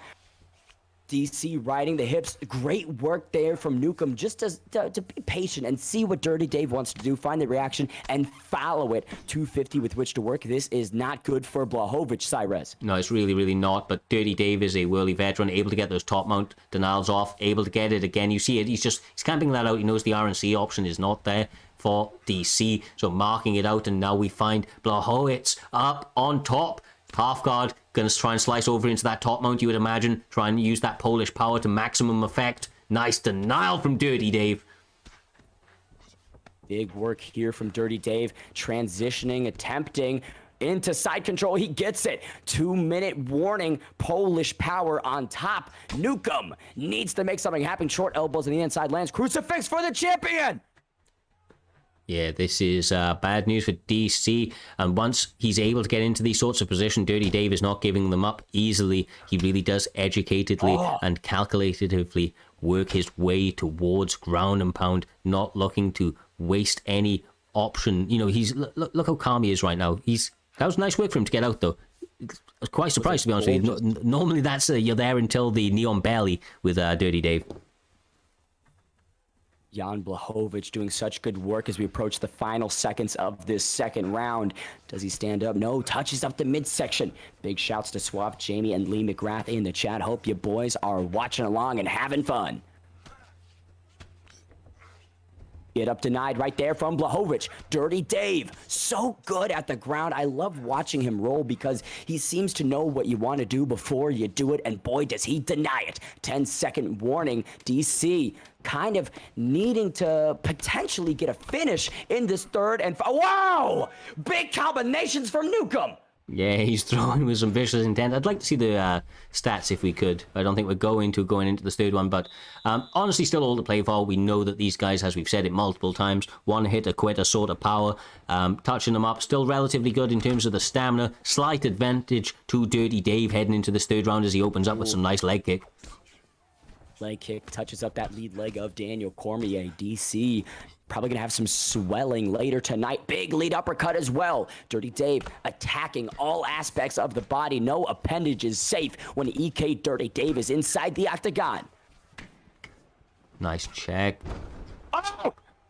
He's done that so many times. A bit of a weird animation sends the Polishman flying back onto the ground, but EK DirrtyDave back to the feet. Daniel Cormier winging those hooks like he's at a bus stop and someone took his churro. Literally just throwing haymakers left, right, trying to catch him with something on the block, through the block. He doesn't care. Any way he can to cause some damage on the head. Oh! Look at that left leg. Nuke in serious trouble with those, the damage that's just been accumulated. And again, I believe that he needs a finish, but the only person gunning for the finish is EK DirrtyDave. Big stun right there. Nuke back on the hooks. Left leg compromised. Ow! Mate, look at this work from EK DirrtyDave, Cyrus. Yeah, he's got him in his sights right now. He's got him hurt. That left leg is so compromised. Finding the shots to the head as well. Nuke is just about surviving, but the leg buckles once again. The knee is compromised. Have to think that that might be an ACL, MCL, meniscus tear, potentially. EK DirrtyDave pouring on the damage late in the co-main event of the evening. Yeah, trying to put an exclamation point on that one. Able to stop the get up back in this ground and pound position, trying to get a couple of shots off, but you can see he's just taking his time at this stage now. He feels like he's up. He knows he's got another 2 minutes or just under to work with, and looks to be taking a very, very workmanlike performance in this one. Workmanlike performance is definitely a good way to say it. The blue-collar nature that Jan Blachowicz fights with is embedded inside of his personality. Big block right there, though, from Nuke to deny that hip toss. 90 seconds remain. Easy Nuke needs to go for broke if he wants to get his hand raised. Here comes Nuke. Trying so hard to get those shots all on the block, but there it is! The pole counter, the one he needed, sits him down. Polish power, not able to get it done right there. Somehow DC survives. Jan Blachowicz absolutely dominating Nuke in this third and final round. EK DirrtyDave, wonderful performance through 15. Let's see if Nuke can survive this one. Here comes the ground and pound from the EK incumbent. 22 seconds on the clock. 3 or 4 shots are all is needed. So far, so good. Nuke looks like he may be surviving this one, but what an onslaught of, pure damage being put his way by DirrtyDave in this third round there, Bane.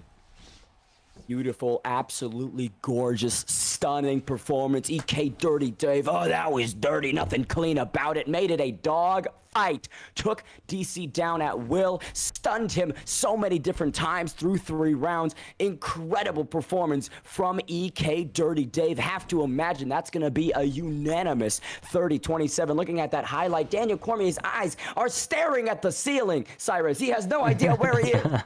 He doesn't. That brain got rattled across the inside of his skull right there. Polish power is the truth, my man. We'll have to see which way it goes right now, but Polish power gets the nod.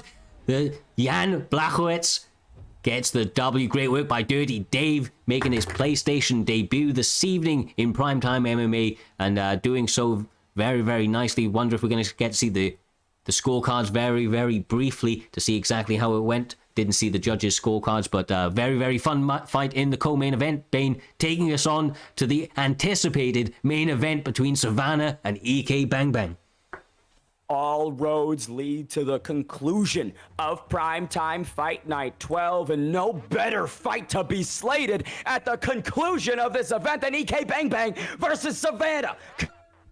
Contested at 170, welterweight action is upon us. We've seen some impeccable scraps at that division already through this card, and I'm looking forward to one more. I will say this, Savana reached out to me yesterday. He DMs me and he says, are you commentating Fight Night 12? And I said, absolutely. And he said, I've got a present for you in the main event. So I'll tell you what, Cyrus, I'm anticipating all action through this one. Yes, sir. Yes, sir. It always is when you got EK Bangbang in the mix. This guy comes to throw bombs start to finish, all forward pressure, you know, calculated kind of Jakey sort of shots, looking to turn your lights off quickly. Savana seems to be a well-touted overall opponent, seems to be able to strike defensively, offensively, knows to when to mix it in on the ground as well. Has his, you know, he gives that shout out, and he's obviously feeling very confident going into this one. He needs to be up against a tough opponent, my man. Leon Rocky Edwards taking on Jorge Gamebred Masvidal. EK Bangbang and Savana. Savana getting pressure a little bit. Bangbang coming forward. All right, you can see Bangbang trying to take his favorite spot, walking forward, throwing that pressure. Nice takedown attempt. Manages to change the positions in the cage. See Savana trying to hold on to that center cage, working the body when he can. Look at that lead handwork of Savana. Beautiful right strikes coming courtesy of some up and down movement, right? Touching upstairs, going to the body, lead hooks, check rights. They're all there for Rocky. Great level change for Savana. Yeah, and that's, once again, a very educated game plan for him to have. He knows that Bangbang's most dangerous rounds are in round 1 and 2. So if he can get him to the ground in round 1 and round 2, maybe he's going to have a little bit more success come those championship rounds. This is a 5-round fight. 25 minutes could potentially be contested. Have to think that that's somewhat concerning when you game plan for these. EK members, I know Savana, take this seriously, right? It's competition. They've got corners, and I have to imagine the corners saying, do not blow the cardio early. Do not go for the finish early. Let's play it safe, but playing it safe gets you kind of hurt. Big reversal right there from Bangbang. Yeah, Bangbang trains with some of the best in the scene, so he's definitely been well worked on the ground here, knows how to handle himself in all of these positions. Obviously, we see a lot of GA being built for Savana, but wasn't able to utilize it on the denial that time. Bangbang's able to slip over into side control momentarily, brother. Main event is delivering so far. Bangbang and top mount. Savana, bad spot for Leon Rocky Edwards. Good framing, but still eating some shots. 2-minute warning in this opening round of the main event of Primetime MMA Fight Night 12. Yeah, great work landing those shots, trying to get the ground pound off. Bangbang's stamina is very, very low after a couple of missed shots, and Savana uses it to get back to his feet. 1 minute 40 on the clock, but what a slip hook from Bangbang. Beautiful striking from Bangbang right there. 90 seconds to reign, of course, as you mentioned, and these guys are trading. Cyrus, the absolute worst time to mention this, but there is a grammatical error in the Nightbot. Remember to follow if you are new to the channel. It's okay, bro. It's okay. Don't worry. That's okay. Beautiful work right there. See Bangbang coming forward. Bangbang, look at the bang.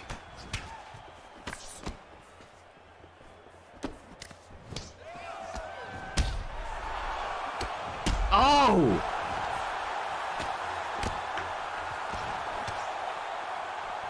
Pressing it forward, now trying to go to the knees, trying to crush the pressure forward, attacking with the straight to the body once again.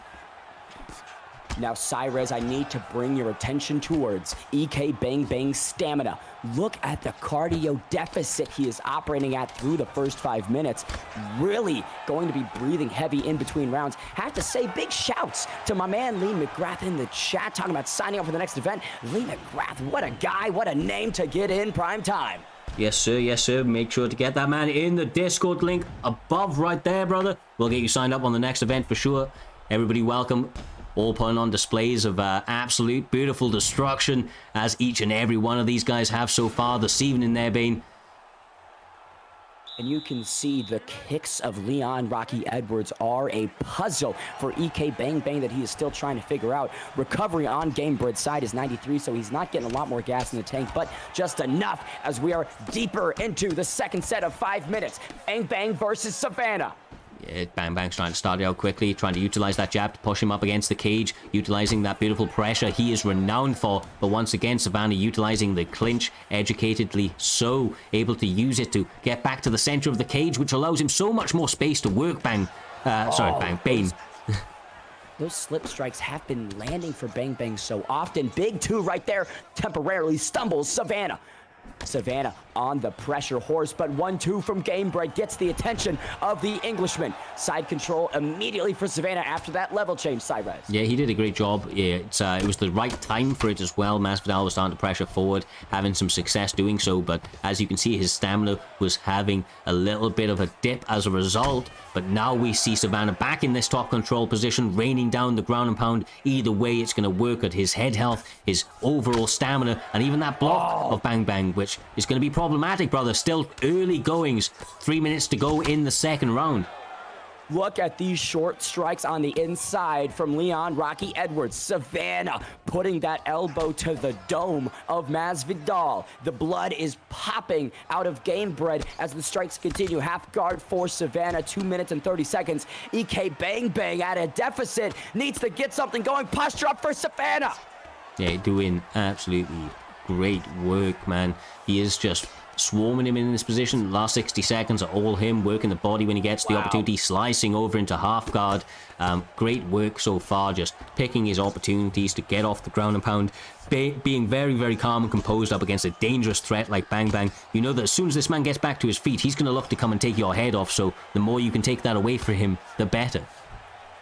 Impeccable performance through 10 minutes for Savana, neutralizing and dismantling EK Bangbang so far. But like you just mentioned, EK Bangbang is dangerous at all moments. The second you count out this EK member, you're gonna wake up in the hospital. 1 minute and 13 seconds remaining in the second round. EK Bangbang gets the very needed denial right there. Full guard regained for Bangbang.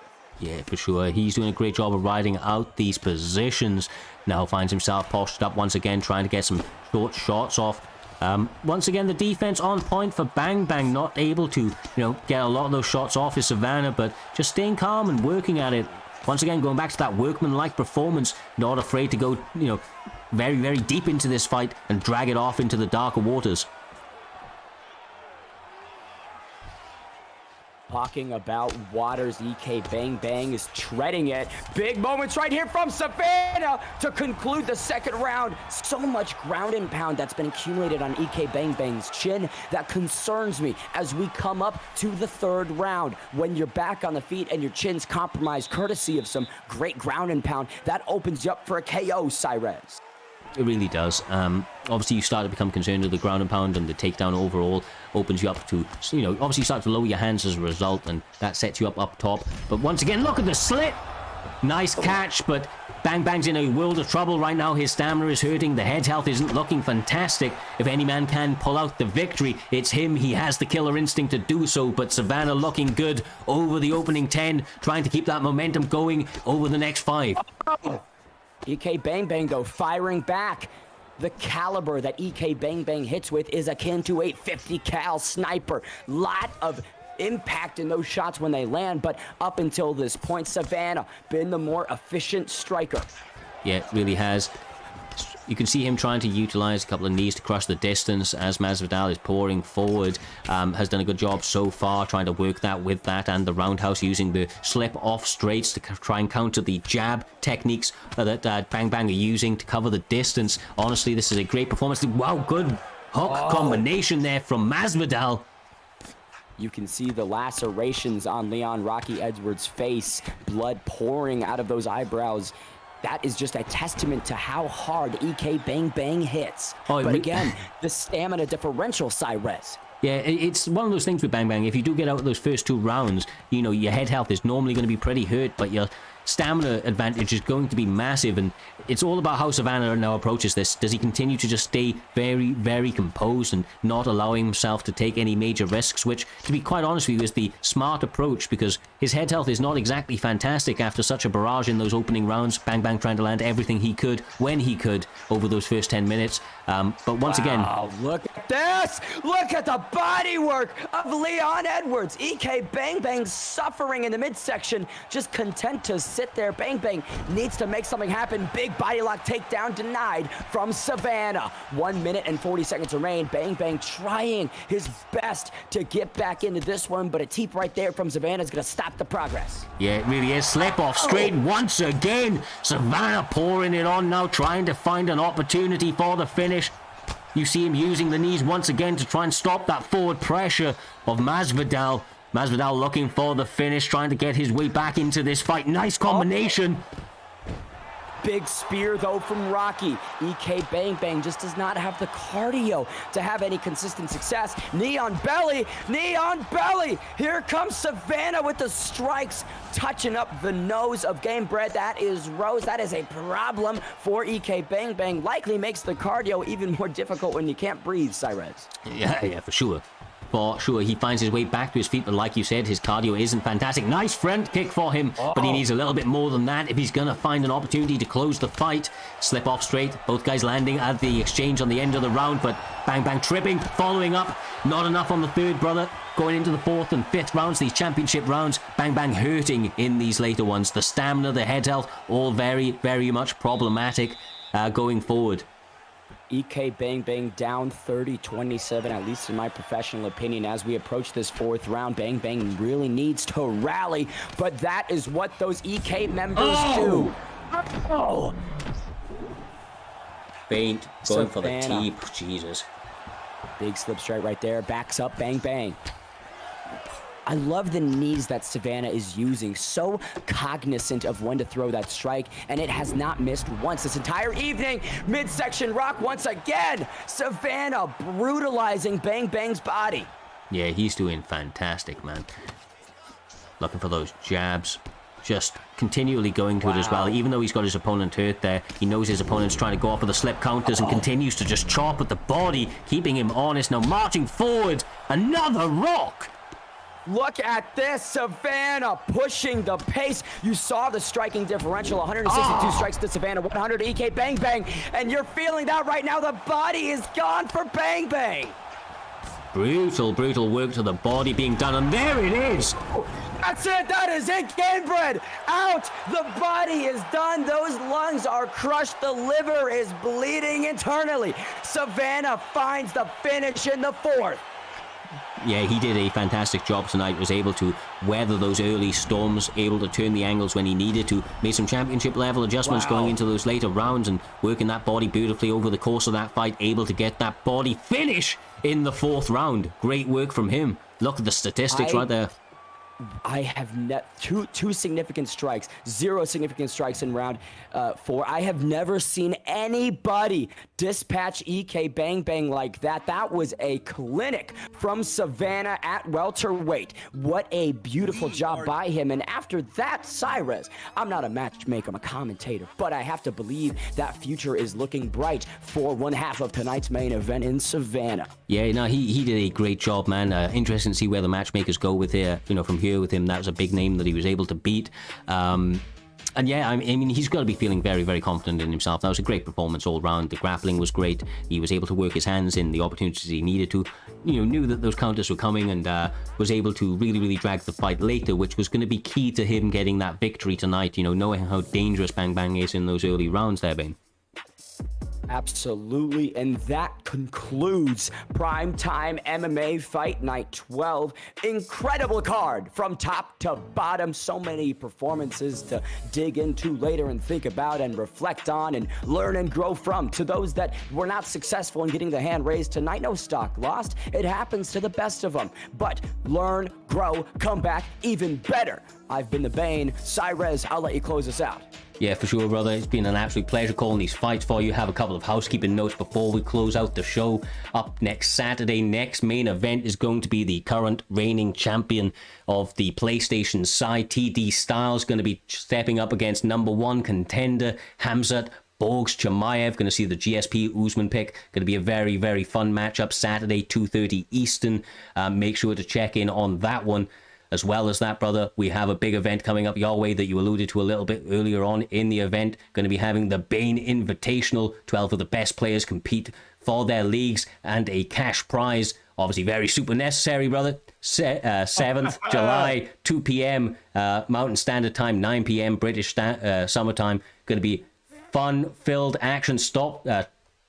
Bottom to top, start to finish on each and every card. Make sure to follow the guys that support here, obviously Bane and the like, to stay up to date with everything that's going on within the community. It's been a pleasure. I've been Cyrus. Peace out. Much love.